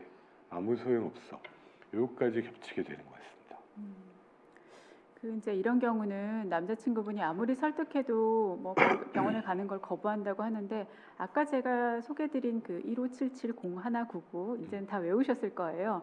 그 번호에 혹시 남자친구분이 직접 전화를 해서 내 여자친구가 이러이러한 상황인데 혹시 상담을 대신 의뢰할 수는 있을까요, 교수님? 아주 좋은 말씀입니다. 저도 항상 그 두 가지를 얘기하는데요. 제가 사실 뭐 이런 게 강의할 때 이런 거 떠올리는 게 제일 괴로운데 그만큼 또 알려야 되는 거니까 제가 이제 전공의 때 일요일 날 이제 전화가 왔어요. 근데 이제 들어보니까 우울증이 너무 심한 거예요. 그래서 아이고 위험하다, 자살 위험도 있고 지금 당장 응급실로 오시라고 이제 한 분이 있었는데 그 가족들이 다 모여가지고 이제 회의를 하신 거죠. 그러다 이제 가족이 낸 결론은 저한테 알려주셨는데 선생님 오늘 가족들이 다 모여서 밤새 지키고요. 그다음에 따뜻한 밥 먹여서 내일 아침에 찾아가겠습니다. 이렇게 얘기하셨거든요. 그러시면 안 된다고. 아이고 저희가 지금 뭐 한 10명 모여 있다고 괜찮다 그러셨는데 결국은 이제 그분을 다음날 우리가 뵐 수가 없었습니다. 유가족이 되신 거죠. 그래서 때로는 이제 우울증이나 자살에 대한 거는 정신과에서 응급이거든요. 응급. 단호해야 됩니다. 때로는 안전을 우선 확보해야 되고요. 그래서 이게 의심되실 때는 말씀하신 1577-0199로 전화하시면 주간에는 이제 구회 센터들, 야간에는 또 광역센터가 필요하면 출동도 합니다. 그래서 응급 상황을 도와주시기 때문에 꼭 기억해 주시고 저는 이제 이게 아무리 설득해도 안 된다 이럴 때는 그렇게도 얘기합니다. 그럼 가족이 먼저 병원 가시라고. 그래서 가족이 먼저 자기 이름으로 접수해서 병원에 가서 지금 우리 가족이 이런데 이렇게 아픈 것 같은데 저 어떻게 해야 되나요? 라고 물어보십시오. 그럼 대부분의 병원의 전문가들은 성실하게 답해 줄 겁니다. 그래서 분명히 상태를 파악한 다음에 대처를 세워서 응급은 신속히 대처해야 되고 그 정도가 아니라면 시간의 여유를 가지고 이제 설득해 나가는 게 중요하겠습니다. 네, 굉장히 중요한 정보인 것 같습니다. 다들 아셨다가 혹시 주위에서 도움이 필요하신 분 계시면 또 이런 이렇게 활용해 보시면 좋을 것 같습니다. 그 요즘에는 정신건강의학과 문턱이 많이 낮아졌다고 해요. 근데 이제 막상 내가 가려니 아유 내가 왜 겨우 이런 일로 병원까지 가야 되나, 내가 정신과를 간다는 게 너무 그렇지 않아?라고 생각하시는 분들도 있으실 것 같아요. 정신과 문턱 낮출 수 있는 방법은 뭐가 있을까요, 교수님? 사실은 뭐 저는 체감하기에는 상당히 낮아졌다고 생각합니다. 왜냐하면은 1980년대, 90년대까지나 이제 대가족 사회 때는 웬만한 문제, 마음의 문제는 가족이 해결하면 되거든요. 삼촌이 나서고 고민이 있다 그러면. 근데 지금 2020년 대에는 가족의 힘으로 해결하기 어렵습니다. 그래서 국민소득이 3만 불 넘으면 대개는 정신건강, 심리, 사회복지 이런 데 전문가들을 필요로 하는 시점이 우리도 된 거거든요. 그래서 저는 사실은 이제 좀 더 심한 분들이, 대학병원에는 원래 급성기 더 심한 분들을 봐야 되는데 요즘에는 야 이런 정도의 고민이 있어도 찾아오시는구나 하면서 많이 편견이 줄었는데, 예를 들면 20대 같으면 지난 5년 동안 우울증 진료 인원이 딱 2배 늘었습니다. 2배. 5만이 10만 됐거든요. 엄청난 속도인 거죠. 그러니까. 그래서 아마 이 세대가 점점 또 중장년이 될 때 편견은 더 줄어들 거라고 보는데, 솔직히 좀 죄송한 거는 아직 해결 못한 거는 보험 가입 제한. 예. 이 부분은 뭐 일부는 다른 만성 질환도 그렇다고는 하지만 완전히 해결을 못했기 때문에 어떤 분들은 먼저 가입하고 오시는 분들도 있고요. 또 치료가 다 끝나고 5년이 지나면 고지하 의무는 또 없는 것 같습니다. 네. 네. 그래도 많은 분들이 병세가 좀 더 나빠지기 전에 많이들 찾으신다고 하니까 좀 예방적인 차원에서도 그렇고 또 조기 개입 차원에서도 굉장히 바람직한 현상인 것 같습니다. 네, 내가 우울증인가라고 의심해 보시는 분들도 있을 거예요. 그러면 이제 많이들 하시는 게 굿땡, 넷땡 이런 데 들어가셔서 많이 검색들 해보시고 본인의 상태를 스스로 진단해 보시는 분들도 있어요. 근데 이제 이게 과연 정말 과학적으로 근거가 있고 정말 맞는 건지 이거를 구분하기는 좀 어렵거든요. 그러다 보면 다양한 콘텐츠들도 굉장히 많고요. 유튜브도 마찬가지고. 그래서 정보를 접하고 병원을 찾으면 다행이지만 혼자서 병을 키우시는 분들도 있으실 것 같아요. 그러면 조기 치료 시기를 놓칠 수도 있게 되고요. 우울증의 자가 진단이 혹시 위험할 수 있을까요? 그러니까 이제 흔히 건강 검진을 어디서 받으십니까? 대개는 뭐 병원에 가서 내시경도 하고 피 검사도 하고 하시잖아요. 그래서 그때는 보통은 이제 검사를 하죠. 그래서 당뇨다 그러면 이제 혈당을 확인하시는 거가 이제 정확하게 우리가 당뇨를 알 수 있는 건데, 우울증이나 이제 정신과 질환은 아직까지는 이제 피 한 방울로 알 수 있는 게 제한적이니까 이제 자가 검진 표라는 게 한번 관심을 가지자라는 데는 도움이 되는데 이제 진단을 대체할 수는 없는 것 같습니다. 그래서 미국의 이제 건강검진에 대한 가이드라인 중에서도 우울증을 진단 치료 그 다음에 추적 관찰할 수 있는 데서 하라고 권고를 하는 이유가, 그냥 자가 진단만 보고 판단했을 때 위험을 놓칠 가능성이 있다라고 생각해서인 것 같습니다. 그래서 자가 진단을 통해서 한번 인식을 높이고 관심은 가지는 건 좋지만 그 결과만 우리가 생각하기보다는 꼭 정신건강복지센터나 통해서 확인하는 노력이 필요할 것 같습니다. 약은 약사에게 이런 문구가 갑자기 떠오릅니다. 그죠? 어떤 분들은 술로 우울증을 달래는 분들도 있어요. 특히 남성분들 보면, 중년의 남성분들 보면 많이 보이기도 하는데 이렇게 대체하는 게 왜 독이 될까요, 교수님? 뭐 특히 요즘에 회식 못해서 힘들다 이런 분들도 분명히 계실 거고, 어느 정도의 술이 그런 조직이나 대인관계를 의 윤활유가 될 수 있는 건 뭐 다 알고 느끼시겠지만 이제 우울증이 생긴 사람한테 술 사주는 거는 절대 금기입니다. 이거 나중에 커다랗게 후회할 일이 생기실 수 있습니다. 아니라 그러실 거면 그 다음날 아침까지 지키실 수 있으면 그렇게 하셔도 좋습니다. 그리고 수많은 심리부검을 통한 자살 사망 사례에서 전날 그 술을 그 정도 마시지 않았다면 하는 수많은 사례가 있거든요.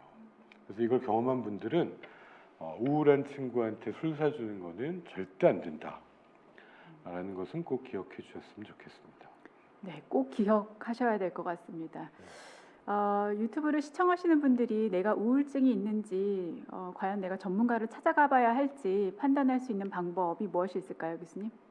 만약에 여러분께 가장 믿을 수 있는 친한 사람이 있다면 내 얘기를 제일 있는 그대로 해도 그게 누구든 가족이든 친구든 배우자든 그분에게 이야기하십시오. 여러분을 가장 잘 아는 사람한테 내가 요새 이런 상태인데 어떤가를 같이 얘기를 나누다 보면 대부분 진정한 친구들은 알거든요.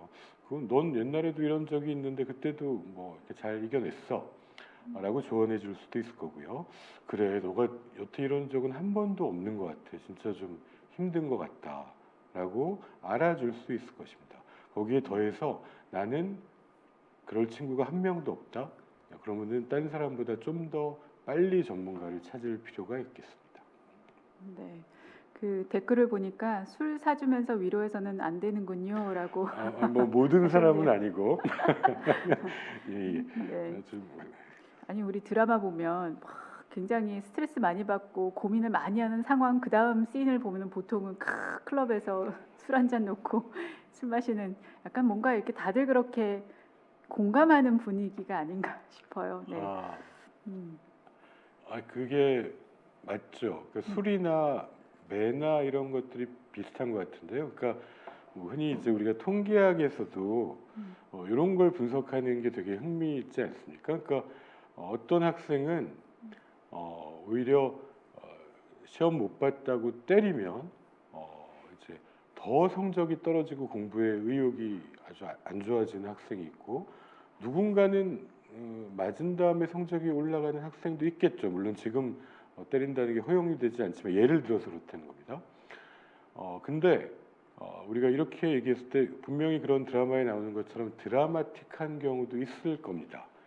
그런 아주 극단적인 자리에서 어떻게 돼서 위기가 잘 해소된 아주 아슬아슬한 경우도 우리가 극에서는 볼 수 있겠지만은 현실에서는 제가 특히 말씀드리는 거는 우울증이나 자살 위기에 빠진 사람을 술로 위로해 준다는 것은 매우 위험한 발상이다. 그거는 나중에 평생 굉장히 죄책감을 안고 있는 분들이 저희한테 증언해 주신 겁니다. 그래서는 정말 안 되겠다는 걸 알게 됐다고. 내가 그 전날 그 술자리에서 그걸 막았더라면 근데 이게 지나간 일이 되잖아요. 겪고 고통스러웠던 분들의 말을 저희도 전하는 거기 때문에 기억해 주셨으면 합니다. 네. 자, 다음 사연으로 그럼 넘어가 보겠습니다. 네, 세 번째 사연인데요. 저는 올해 나이 87이고 남편에 이어서 아들마저 사고로 떠나 혼자 살고 있습니다. 아이고. 가끔 손자들을 보는 게 유일한 낙입니다. 근데 복지관도 다니고 움직여 보려고 했지만 코로나로 요즘 복지관도 좋아하던 노래교실도 못 간 지 오래입니다. 자그마한 빌라 한 칸에서 온종일 지내는데 겨울철 보일러를 켜는 것도 부담이 돼서 전기장판 안에 누워서 트로트 방송 보는 게 유일한 낙이랍니다. 네, 주민센터에서 보내주시는 도시락으로 끼니를 때우는데 요즘은 잇몸도 좋지가 않아서 음식 씹을 때마다 통증 때문에 괴롭다고요. 얼마 전에 화장실에 가다 넘어지셨어요. 엉치를 다치는 바람에 움직이는 게 너무 힘든 상황이라 치과에 가는 건 엄두도 못 내고 있습니다. 통증이 밀려오면 이렇게 살아서 뭐하나 하는 생각에 눈물이 흐릅니다. 또 안타까운 사연이네요. 어떻게 위로를 해드릴 수 있을까요? 사실 저희가 한 2년 동안 오시는 분들한테서 참 많이 들은 얘기인데 그게 이제 그렇게 좋아하던 뭐 복지관이나 뭐 노래교실이나 하나도 못 가고 경로당 가서 친구들도 못 보니까 너무 답답해 죽겠다.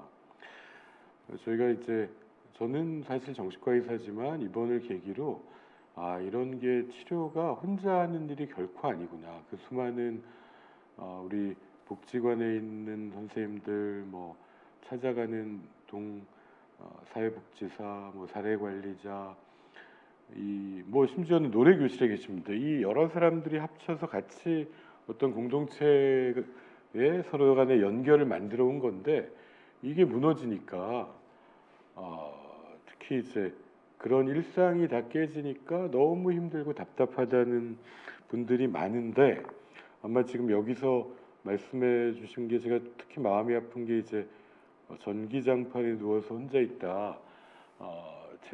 작년 겨울에 어떤 조사가 있었는데 우리나라 독거노인의 평균 집에서 안에 내부 실내 온도가 5도, 7도라 그러더라고요. 너무너무 추운 거죠. 그러니까 전기장판 안에만 계신 거예요. 근데 이렇게 해서 한 3달 지내 보십시오. 그러면은 건강이 안 좋아질 수 없죠. 그러니까 뭐 여기만 해도 지금 난방으로 공기를 덮이시잖아요. 근데 이 독거노인 분들은 그러면 비용이 발생하니까 이불 안에 자기 몸만 따뜻하게 할 전기장판을 쓰고 계신 거거든요. 그러면 집안 온도가 5도가 되고 이거는 결국은 이제 건강을 툭툭툭 떨어뜨리죠.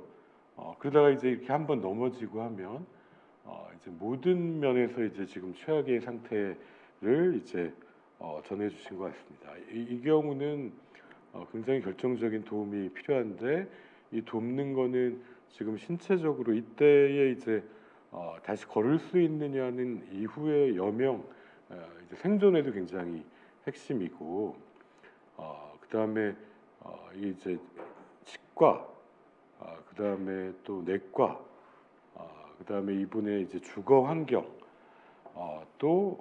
그러면서도 이제 우울까지 정신건강의 문제 여러 가지가 이제 같이 제기되는데 이런 거를 보통 요새 지자체에서는 이제 통합사례회의라고 해서 이런 한 분의 사연을 가지고 다학대 전문가들이 모여서 이제 같이 머리를 맞대는 것 같습니다. 저희도 이제 한국 트라우마 스트레스 학회도 저는 제일 좋은 게 이런 다학제 학회라고 생각되는데 이거는 한 전문가가 해결이 불가능하거든요. 그래서 좀 이분 사연 같은 경우는 여러 분야 전문가가 모여서 좀 머리를 맞대고 도와드려야 될 상황이 아닌가 싶습니다.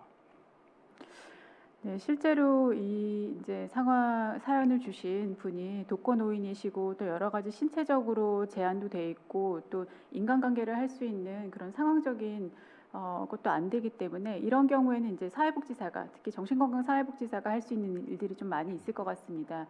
네, 사례 관리로도 해드릴 수도 있고 또 말벗들이기라든가 뭐 이런 것도 가능할 수 있고 현재 뭐 떠오른 아이디어긴 하지만 이런 분들을 위해서 거동이 불편하신 독거노인들을 위한 치과인데 움직이는 치과 뭐 이런 거 있죠. 움직이는 재활센터 이런 거가 좀 운영이 된다면 조금 더 수월하게 일상생활을 조금 기능적으로 회복할 수 있게끔 좀 도와드릴 수 있지 않을까 이런 생각도 좀 해봅니다. 네, 다학제 접근이 맞는 것 같습니다. 네, 그러면 다음 사연으로 넘어가도록 하겠습니다. 다음은 디자이너를 꿈꾸고 있다는 어느 학생의 사연입니다. 안녕하세요. 저는 집안 사정이 넉넉하지 못해 틈틈이 아르바이트를 하면서 학비 마련하고 디자이너의 꿈을 키우고 있었어요. 그런데 코로나가 터지면서 아르바이트도 할 수 없었고 서로 예민해져서 남자친구와도 헤어지게 되었습니다. 혼자 보내게 된 생일날이었는데요. 우연히 인터넷에서 한 연예인이 제 생일 전날 숨진 채 발견됐다는 소식을 듣고 저렇게 성공한 사람도 세상을 떠나는데 나는 살아서 뭐하나 하는 생각이 들었답니다. 이런 생각하는 것 자체가 위험한 건가요? 라고 물어보셨어요. 교수님. 뭐 사실 지금 또 이제 학생의 사연으로서 또 저희가 많이 듣게 되는 참 마음 아픈 상황인 것 같습니다. 저도 어느 날 하여튼 일도 잃었다, 뭐 아르바이트도 잃었다. 사실 코로나 이후에 가장 먼저 이제 비정규직 또 휴먼 서비스에 종사하는 분들이 타격이 컸기 때문에 알바 자리라든지 그런 것에 영향을 받은 데다가 더구나 어떤 이제 이성 친구하고도 헤어지고 더 외로운 상태에서 이제 특히 이제 저희가 참 이 연예인 자살이라는 것은 뭐 우리나라뿐만이 아니라 세계 여러 나라에서 이제 베르테르 효과라는 이름으로 특히 젊은 연령층에 영향을 주는데, 아니 그게 뭐 나랑 상관없는 사람이 자살로 사망한 게 무슨 영향을 주겠냐라는 마음이 드실 수도 있습니다. 근데 지금 아까 맨 처음에 자살을 생각하는 사람이 13.6%라고 정신건강 실태조사 보셨잖아요. 그 뉴스가 나온 날 그 13.6%의 사람들이 그걸 보는 거죠. 그분들의 마음에 어떤 영향을 줄 수 있겠습니까? 그래서 첫 번째로는 사실 그 기사의 워딩 하나가, 또 자살 수단에 대한 묘사의 글귀 하나가 치명적일 수 있다. 그래서 이제 언론의 기사가 더 많은 사람의 생명에 영향을 준다라는 점에서 이제 언론의 노력과 이걸 지원하는 시스템도 중요하고요. 특히 거기에 영향받는 게 이제 10대, 20대가 더 영향을 받게 됩니다. 그렇기 때문에 주변에 만약에 그럴 만한 분이 이제 주변에 계시다면 최근에도 이제 그런 안타까운 일들이 또 발생해 왔는데요. 더욱 관심이 필요한 시기가 아닌가 싶습니다. 연예인이나 유명인들은 공인이기도 하고 또 많은 분들한테 뭔가 롤 모델이라든가 선망의 대상이 되기도 하기 때문에 그런 내가 생각하는 굉장히 어떤 나한테 자리 잡은 큰 사람이 그런 극단적인 선택을 했다라는 거가 굉장히 그 심리적인 충격을 줄 수도 있을 것 같아요. 방금 백종원 교수님 말씀하셨지만 특히 이제 10대, 20대 초반의 그 젊은 그 청년들은 또 뭔가 이렇게 좀 더 성숙한 사고를 하기가 조금 아직은 조금 부족한 상태라고 보면 또 더더욱 더 흔들릴 수 있는 상황이라고 생각을 합니다. 네, 그 최근 눈에 띄는 위험 신호를 보면은 이제 20, 30대 젊은 여성들에게서 극단적인 선택이 늘고 있다는 건데 중앙 자살예방센터 잠정치 통계를 보니까 2020년도 1월부터 6월 사이에 극단적인 선택이 지난해보다 7.1%가 늘었다고 합니다. 원인을 알아야 저희 해결책도 좀 찾을 수 있을 것 같은데요. 이 20, 30대 여성의 극단적인 선택이 늘고 있는 이유가 뭐라고 생각하십니까? 그리고 어떤 노력들을 저희가 해야 될까요? 예. 다행히 지금 우리가 이제 코로나 이후에 2020년 그리고 21년 잠정치는 평소보다는 조금 줄었습니다. 한 4.4%가 결과적으로는 줄었는데 지금 송 교수님 말씀처럼 이제 여성은 늘었거든요. 그리고 이제 청년이 늘고요.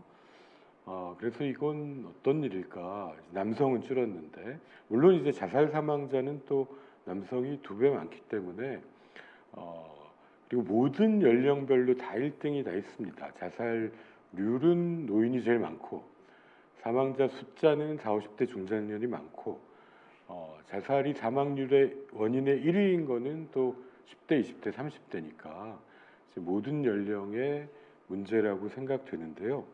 최근에 왜 여성 청년의 얘기가 나오느냐를 저희가 추정해 볼 때는 다른 나라 예 중에 이제 제일 가까운 나라가 이제 일본 같은 경우가 2020년 10월 9, 10, 11, 12월 자살이 급증해가지고 10월에는 전년 대비 45%가 늘었거든요. 근데 그 중에 누가 사망했냐를 보면 여성 중에는 비정규직하고요. 그 다음에 오히려 가족이 많은 여성이 자살로 사망한 걸로 보고가 됐습니다.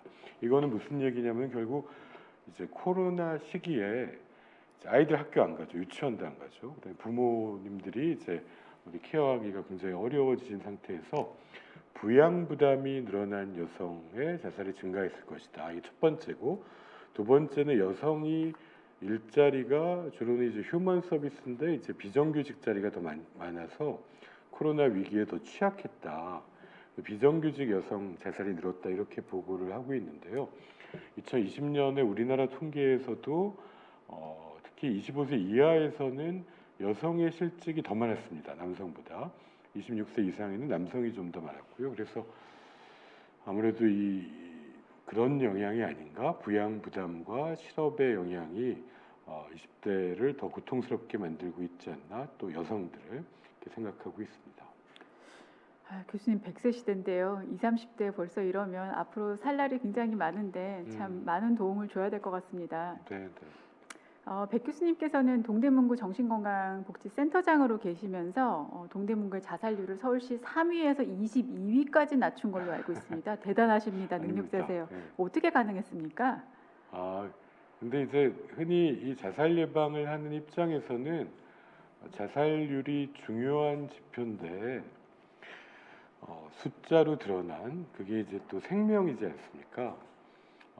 그리고 이게 사실은 뭐 1년 동안 100명이었다. 근데 우리가 200명일 수 있는 걸 잘 막아서 100명이 된 건지, 사실 50명이었을 텐데 우리가 제대로 못해서 100명으로 늘린 건지를 알 수가 없거든요. 그래서 자살률이 줄었다는 것만 가지고 이제 성과라고 얘기하려고는 안 하려고 합니다. 자살률은 또 변할 수도 있는 거고요. 하지만 이제 그 과정에 노력하신 분들한테는 감사드리고 싶은 게 저 때에 제가 동대문구에서 센터장을 할 때 우리 김성남 부센터장이나 우리 선생님들 정신건강 전문가들이 열심히 해서 굉장히 이제 센터뿐이 아니라 이제 같이 이제 지역사회 아까 그런 종합 사례 관리를 하는 것 같은 이제 그 어플을 통해 가지고 지역사회 어디에 위기에 빠진 분이 있다고 하면 뭐 의료, 복지, 심리, 지역사회 한 그 동대문에 있는 전문가가 한 4, 50명이 다 머리를 맞댔습니다. 어떤 분이 나타나면 이분은 이거 저희 서비스에 연결할 수 있어요. 이건 저희가 도와드릴 수 있습니다. 그래서 역할도 나누고 연계가 너무너무 잘 됐었거든요. 그래서 이제 결국은 자살 예방이라고 하는 게 자살 위기에 빠진 사람은 이 모든 사회적 연결이 끊어지고 이제 점만 남게 되거든요. 그래서 이제 사라지고 싶습니다. 근데 이 점이 선이 돼서 연결이 되면서 희망을 찾아가는 게 우리가 자살 예방을 하면서 제일 보람 있고 이러면 사람을 살릴 수 있다는 확신을 가지고 있는데 그런 뭐 동대문구를 비롯해서 여러 지금 서울의 다른 지자체들에서도 노력하고 계신 게 아마 이런 여러 학제에 계신 사람이 사실 우리 모르는 사람이에요. 한 명의 시민인데 생명이죠. 그 사람을 위해서 여러 사람이 머리를 맞대고 연결하려는 노력, 뭐 이게 제일 중요하고 그런 부분에 같이 힘쓸 수 있었다는 점에서는 좀 기쁘게 생각합니다. 네. 사회적 안전망도 중요하고 한 사람을 살리기 위한 여러 사람의 노력 굉장히 중요한 것 같습니다. 요즘에는 재난 문자, 안전 문자 이런 것 중에 뭐 코로나에 관련된 것도 있지만 실종자를 찾습니다. 뭐 이런 문자들도 있더라고요. 그렇게 해서 굉장히 빨리 치매를 앓으시는 분들이나 뭐 이런 분들 굉장히 빨리 이렇게 찾으시는 그런 노력들도 하더라고요. 중요한 것 같습니다. 다음 사연 넘어가기 전에 댓글 몇 개 좀 보고 가겠습니다. 19라는 분이 남자분인가 봐요. 남자들은 속으로 삭히죠. 가슴으로 운다고 속을 드러내기가 창피하시다고. 네, 참 쉽지 않아요. 그죠? 커피 한 잔이라는 분은 감정 표현한다고 루저가 되는 거 아니랍니다. 네, 감정 표현을 많이 할수록 좋다. 이렇게 얘기를 하시는 것 같아요. 네, 그러면 지금 잠깐 다음 사연으로 넘어가기 전에 퀴즈 하나 드릴게요. 네, 이번엔 10초입니다. 네, 자 커서 갖다 대시고요. 댓글창에 자살 방지 상담 전화번호가 있습니다. 땡땡땡땡 4자리예요. 지금부터 10초 카운트 하겠습니다. 전화번호를 모르시면 제가 말씀드리는 거를 잘 생각해 보시면 전화번호가 떠오르실 거예요. 하나의 생명이라도 구하고 살리자. 자살 방지 상담 전화번호 하나의 생명이라도 구하고 살리자. 10초 카운트다운 하겠습니다. 10, 9, 8, 7, 6, 5, 4, 3, 2, 1. 네, 댓글 확인을 해볼까요? 오, 네. 뽀글이라는 분이 1339 전화번호 주셨습니다. 이거 아닌데. 이거 어디죠, 교수님? 아, 비슷했는데 1393입니다. 네, 1393입니다. 1339 아니고 15770199 번호 주셨는데 이거 제가 너무 세뇌 교육을 한 것 같아요. 그죠? 이 번호만 떠오르신 것 같아요. 0199만 주신 분도 있고. 네. 1393입니다. 자살 방지 상담 전화번호는 1393입니다. 저희가 방송하는 거하고 지금 실시간 댓글 올라가는 살짝의 타임 렉이 있기는 한데 혹시 맞추신 분 있으면 저희가 스타벅스 아메리카노 쏴드리겠습니다. 네, 1393입니다. 하나의 생명이라도 구하고 살리자. 1393. 네, 기억해 두세요. 자, 그러면 다음 사연으로 넘어가 보도록 하겠습니다. 코로나 때문에 미치겠습니다. 생계를 유지해야 하는데 코로나는 잡힐 기미를 보이지 않고 언제까지 계속될지 답답하고 살기 싫어지고 가만히 있어도 눈물이 나옵니다. 코로나로 생긴 우울감, 코로나 끝나면 저절로 좋아질까요? 라고 물어보셨네요. 네. 이런 위기 상황이 지나가면은 우울감이 없어지는 걸까요? 사실 이제 우울증을 이제 우울사파라고 부르는데요. 한 번 이제 우울증이 오면은 보통 평균적으로 한 7에서 13개월 갑니다. 그래서 이제 옛날에 우울증을 앓은 위인들 보시면 뭐 처칠이라든지 뭐 링컨이라든지 보시면 인생에서 그 한 해 동안이 뭐 처칠 같으면 그림만 그린다든지 링컨 같으면 골방에서 공부만 한 이제 우울이 뚝뚝 떨어지는 시기가 있었다 뭐 이렇게 표현을 하거든요. 지금 말씀하신 것처럼 심지어 우울사파는 아무것도 안 해도 7에서 13개월이 지나가면 그냥 지나갈 수 있습니다. 참 좋죠. 네. 근데 그 기간 동안 괴롭고 손해보고 또 자살을 생각할 수도 있고 그 다음에 이제 우울사파가 계속 반복되면 만성화되고 또 재발합니다. 그래서 이제 치료하는 거거든요. 그래서 급성기 치료를 두세 달 내에 그래서 원래처럼 이제 좋아지는 걸 목표로 해서 빨리 좋아지고 근데 중간에 거기서 멈추면은 이게 7에서 13개월 안에는 또 금방 재발하니까 꾸준히 치료해야 될 필요성이 생기는 거고 다른 질환과 마찬가지로 우울증에도 난치성 질환이 있습니다. 그래서 이런 분들은 좀 더 특별한 다양한 것들이 필요하게 되는데 지금 코로나 때문에 2년간 너무 지쳐서 내가 우울하시다면 그래서 정말 울고 싶은 심정이시라면은 그럴 때 만약 같이 울 수 있는 사람이 내 주변에 있다면 나는 참 정말 다행스러우실 텐데 그렇지 못하다면 또는 아무도 없고 나 혼자 있는 것 같다면 그리고 이게 끝나지 않을 것 같다고 느껴진다면 그때가 거꾸로 이제 같이 도움을 요청하고 해결을 위한 도움을 요청할 시기가 아닌가 또 생각됩니다. 네, 좋은 말씀 감사합니다. 그리고 앞서서 얘기하셨는데요. 그 2년 동안 12kg 빼신 분, 네, 최고의 성형을 하신 분, 다이어트로 그런 방법들도 있을 것 같아요. 몸을 좀 움직이면서 뇌를 좀 더 건강하게 하고 이런 루틴을 좀 잡아보시는 것도 좋을 것 같아요. 지금 코로나 때 저희도 제일 첫 번째 권하는 게 제일 뻔한 건데 제일 효과 있는 거 운동입니다. 실제 운동요법이라는 게 때로 잘 하면은 이제 항우울제만큼 효과를 볼 수 있고 그렇게 하기가 힘들어서 그렇죠. 그래서 운동이 제일 이제 효과적이고 그 다음에 또 이제 일상의 루틴을 이제 계속 유지하시는 거죠. 자고 먹고 이게 기본이 돼야 되는 거에 플러스해서 정말 다양한 방법들이 있으시더라고요. 예를 들어 IT 전문가들은 저 그런 분들한테 여러 번 얘기 들었는데 하드 디스크 정리하기가 그렇게 재밌대요. 저는 재미 하나도 없을 것 같은데 왜 그러세요? 그랬더니 거기에 지금 10몇 년, 20년의 아이디어가 다 담겨 있대요. 그리고 옛날에 내가 만든 기획서를 보면 다시 또 떠오르는 것도 있고 그래서 이분들은 또 하드 디스크를 정리하면서 행복감을 느끼시는구나. 뭐 누구는 이제 예전에 앨범을 보면서 그 중에 또 누구는 그동안 연락 못했던 가족과 친구에게 이제 손편지를 쓰면서 또 내가 오히려 또 행복해진다고 했는데, 제가 이 코로나 초기부터 굉장히 오래 얘기했던 것 중에 하나가, 우리 이제 이전에 확진자에 대한 연구 중에 이 시기를 가장 후유증 없이 이겨낸 사람은 이타적 감정을 느낀 사람이었다. 오히려 이 시기에 내 주변에 힘든 사람을 돌아보고 그분을 도우려고 하는 분들은 바로 여러분이 제일 복 받으실 분이다. 여러 자기 자신의 면역력도 지키고 또 우리 사회도 지키는 일을 하시고 계시다고 생각합니다.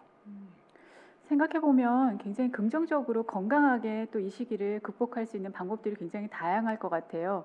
여기 댓글 주신 푸푸리님, 헬스장 가고 싶어요. 집에서는 운동 못 하겠는데 코로나 때문에 찌뿌둥하시다고. 운동의 가장 큰 단점이 뭔지 아세요, 교수님? 운동의 단점은 저는 모르고 있습니다. 아니, 우리가 아는 거는 다 좋다 그러잖아요. 근데 한 가지 단점이 있답니다. 내가 해야 된다는 거. 움직이기 싫은 이 상황에서 내가 해야 된다는 거. 제가 그래서 스포츠 지도사 자격증을 따지 않았겠습니까? 사회복지만으로는 앞으로 살아갈 수 없을 것 같고 운동이 뭔가 접목된 게 필요하지 않을까. 네, 사담입니다. 자, 사연 하나 더 보겠습니다. 코로나 걸린 후 다행히 몸은 회복돼서 퇴원을 했는데요. 코로나 걸린 이후부터 퇴원을 한 지금까지 후각 상실이 되셨다고.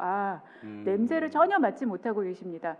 병원에서 좀 기다려보면 냄새 돌아올 거라고 하는데 아니면 영영 냄새를 못 맡을 수도 있다고 말씀은 하시네요.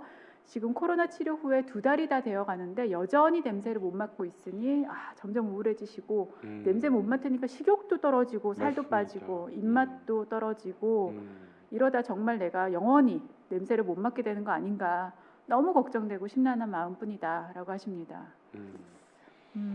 실제 확진자분들 볼 때 저 말씀 제일 많이 하시는데, 이제 우리가 코로나에 확진되면 저분 같으면은 제가 나이를 할 수는 없지만 이제 산소 포화도가 떨어지면서 이제 코에 후각이 떨어지거든요. 그게 초반에 이제 굉장히 공포스럽다고 많이 얘기하십니다. 어느 날 냄새가 안 나네. 근데 이제 지금 다행스럽게 몸은 다 회복해서 퇴원해서 일상을 하시는 것 같은데 이제 후각이 아직 완전히 돌아오시지 않은 거죠. 근데 그거는 앞에 이제 아마 담당 내과 선생님 말씀대로 좀 개인차가 있는 것 같습니다. 조금 늦게 돌아오는 경우도 있고 좀 오래 걸리는 경우도 있고 어느 정도 손상이냐에 따라서 좀 다른 것 같습니다. 그래서 지금 이제 걱정이 되실 텐데 이때도 2가지를 생각해 볼 만하신 게, 한편은 이게 후각이 안 돌아와서라는 스트레스 때문일 수도 있고요. 그걸 해결하셔야겠죠. 다른 한편에는 코로나 확진 후에 상당히 많은 분들이 한 20-30%가 우울을 호소하거든요. 그러다 보면 이 내 몸의 변화나 이거가 굉장히 걱정이 많아질 수도 있습니다. 이것도 안 되는 게 아니야, 이것도 안 돌아오지 않을까. 그래서 이 2가지 다를 좀 챙겨봐야 될 것 같고, 그래서 이후에 이거는 좀 내과도 챙기고 또 마음 건강도 챙기는 노력이 필요하지 않을까 생각해봤습니다. 네, 아까 댓글을 잠깐 보면서 저희가 쿠폰을 안 드렸네요. 네, 저기 제작자분들 은혜님이 1393 맞춰주셨는데 이분 커피 드려야 될 것 같아요. 네, 자 이제 시간이 거의 다 됐어요, 교수님. 네, 길게 오늘 백종원 교수님과 함께 코로나 우울에 대한 이야기를 다양하게 나눠봤는데요. 굉장히 참 중요한 세션이었던 것 같습니다. 우리가 건강한 일상을 보는데 굉장히 도움이 됐을 것 같고요. 끝으로 시청하고 계시는 분들께 해드리고 싶은 말씀 길게 해주세요, 교수님. 사실 뭐 이런 자리에 오셔서 이제 댓글도 달아주시고 관심을 가져주시는 분들은 보면 되게 다 건강하시더라고요. 또 그만큼 관심을 가지고 또 정확한 정보를 알려고 노력하시는 분들이기 때문에 이럴 때 꼭 권해드리고 싶은 건, 지금 여러분처럼 또 잘 이겨내신 분들이 이제 주변에 아프고 힘든 사람이 없는지 한편 이제 보아주셔야 될 이제 시점이 된 것 같다라고 생각이 됩니다.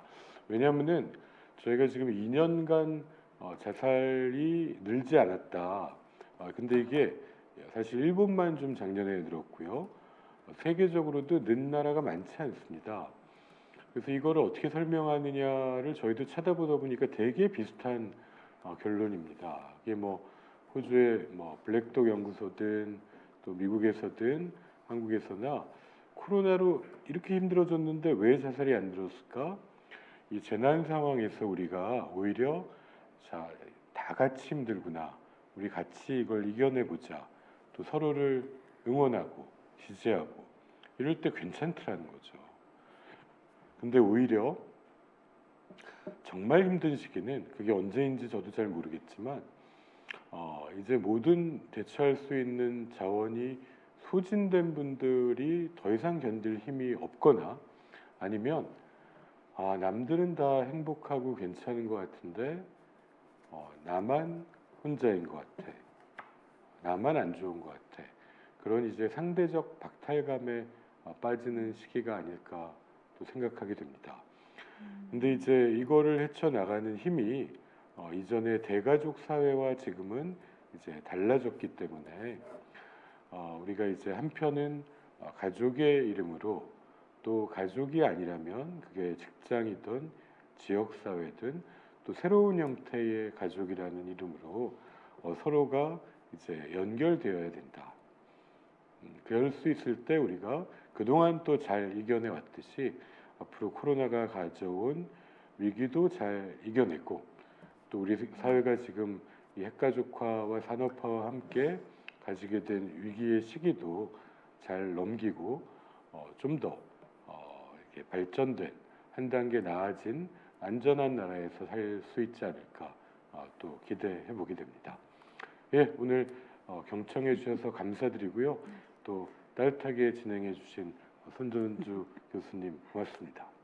네, 교수님 끝내려고 그랬는데요. 또 긴급하게 사연이 하나 들어왔어요. 네. 저희가 실시간으로 하다 보니까 네. 꼭 읽어달라는 사연이 하나 있어서 일단 네, 공유를 좀 할까 합니다. 근데 방금 전에 상대적 박탈감 얘기하셨는데 저 굉장히 중요한 키워드라고 생각을 해요. 요즘에 그 워낙 SNS를 많이 하다 보니까 뭐 인스타라든가 페이스북 이런 데서 남들은 다 잘 사는 것 같은데 남들은 굉장히 뭐 좋은 명품에 굉장히 이쁘게 늘씬하게 잘 사는 것 같은데 나만 못 사는 것 같은 그런 생각을 하시는 분들이 많은 것 같아요. 그래서 말씀하신 것처럼 그런데 뭐 좀 시간을 좀 제한하시고 자기만의 시간을 만드셔가지고 조금 생산적인 일에 좀 몰두해 보시는 것도 괜찮을 것 같아요.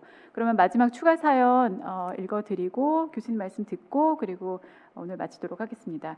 자, 저는 28살 여성입니다. 코로나로 인해서 동생과 붙어 지낸 지도 6개월 정도 되어 갑니다. 저는 대인기피증으로 인해서 취업 의욕이 있었으나 사람에 대한 불신과 상처로 취업조차 도전하지 못하고 있는 상황인데 이런 제가 한심해 보였는지 동생은 저만 보면 욕하고 언어 폭력이 심합니다.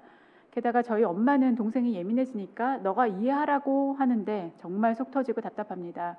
부모님은 동생만 챙기고 저를 하대하고 하십니다. 제가 잘한 건 아니지만 제 자존심까지 무너뜨리고 자식 하나 힘든 것도 몰라주시는데 그나마 있던 제 친구들도 다 떠나가고 할까 겁도 납니다. 저는 지금까지도 동생에게 맞을까봐 심한 말 들어서 울까봐 걱정이에요. 이럴 때 어떻게 해야 되나요? 정말 제 자신을 원망해야 하는지 아니면 저라도 제 자신을 잡고 버텨야 하는지 걱정입니다. 정말 힘들어요. 네, 마지막 사연입니다. 아유, 좀 많이 힘드셨겠습니다. 일단 폭력은 안 되겠죠.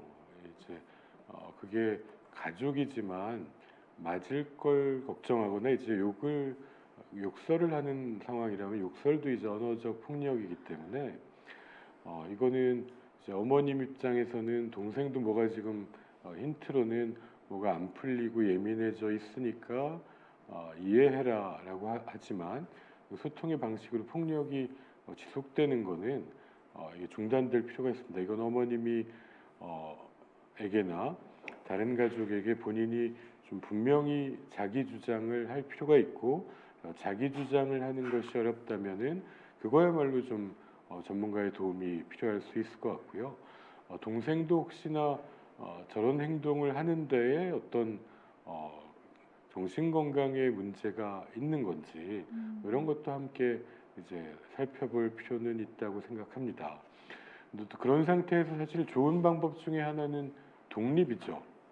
내가 경제적 독립, 그래서 공간의 독립을 이뤄서 가족과의 거리를 조절하고 내 길을 가겠다. 또 이렇게 하면 또 해결할 수 있는데 지금 아마 대인 기피 등등으로 인해서 좀 쉽지 않은 상황 때문에 더 어렵지 않으신가 싶습니다. 그래서 이 시기에 하여간 저런 식으로 이제 가족 간의 갈등이 준 가정도 있지만 분명히 늘어난 부분이 있습니다. 그때 서로 간에 이게 선을 지켜야 되는 건 중요하고요. 사실 이 시기에 저는 대인기피증이 있는 친구들이 득본 면도 있습니다. 많이 졸업했습니다. 왜냐하면 학교를 안 가고도 이제 수업을 듣고 공부할 수 있어가지고 이때 졸업을 할 수 있었던 친구들도 많은데 이 친구들이 요즘엔 이제 고민이 그래서 내가 잘할 수 있는 것도 알았다. 그래서 나한테 맞는 그렇게 대인관계가 부담스럽지 않은 직업을 찾기 위해서 또 노력하는 것들을 같이 나누고 있습니다. 그래서 이 문제가 지금 가족 문제, 내 문제가 같이 얽혀져 있는데요. 그래서 이제 한편은 그 대인기피증 때문에 이건 내가 아픈 거니까 아픈 거를 해결하는 거. 그 다음에 가족 내에서 최소한의 서로 간에 지켜야 될 선을 확립하는 거에는 내 주장이 필요하니까 주장을 근데 잘 못하겠다면 도움을 받아야겠다는 거. 그 다음에 사실은 나머지 사람도 이 가족 역동이라는 측면에서 뭔가 지금 다 각자의 아픔이 있을 수 있다는 거를 또 찾아볼 수 있으면 더욱 좋겠다라는 생각은 듭니다. 네, 감사합니다. 네, 좋은 말씀 감사합니다. 물리적인 거리, 또 심리적인 거리, 경계선을 긋고 또 단호하게 뭔가 주장할 수 있는 거 굉장히 중요한 것 같습니다. 저희 코안심 TV에서는 계속해서 여러분들의 사연을 기다리고 있는데요. 코로나19로 인한 여러분들의 다양한 고민과 사연을 지금 아래 자막으로 나가고 있는 radio docdoc.co.kr로 보내주시기 바랍니다. 소개되신 분들께는 커피 쿠폰도 보내드리고 있으니까 많은 참여 부탁드립니다. 네, 실시간 참여도 부탁드립니다. 오늘 긴 시간 함께해 주신 백종호 교수님 정말 감사합니다. 네, 고맙습니다. 네. 내일은 국가트라우마센터 신민영 부장님을 모시고 감염병 심리 스트레스와 극복 방안이라는 주제로 이야기 나누겠습니다. 내일 오후 2시에 여러분들의 코로나19 심리 방역에 앞장설 수 있도록 더 유익한 내용으로 찾아뵙겠습니다. 시청해 주신 여러분 모두 감사합니다.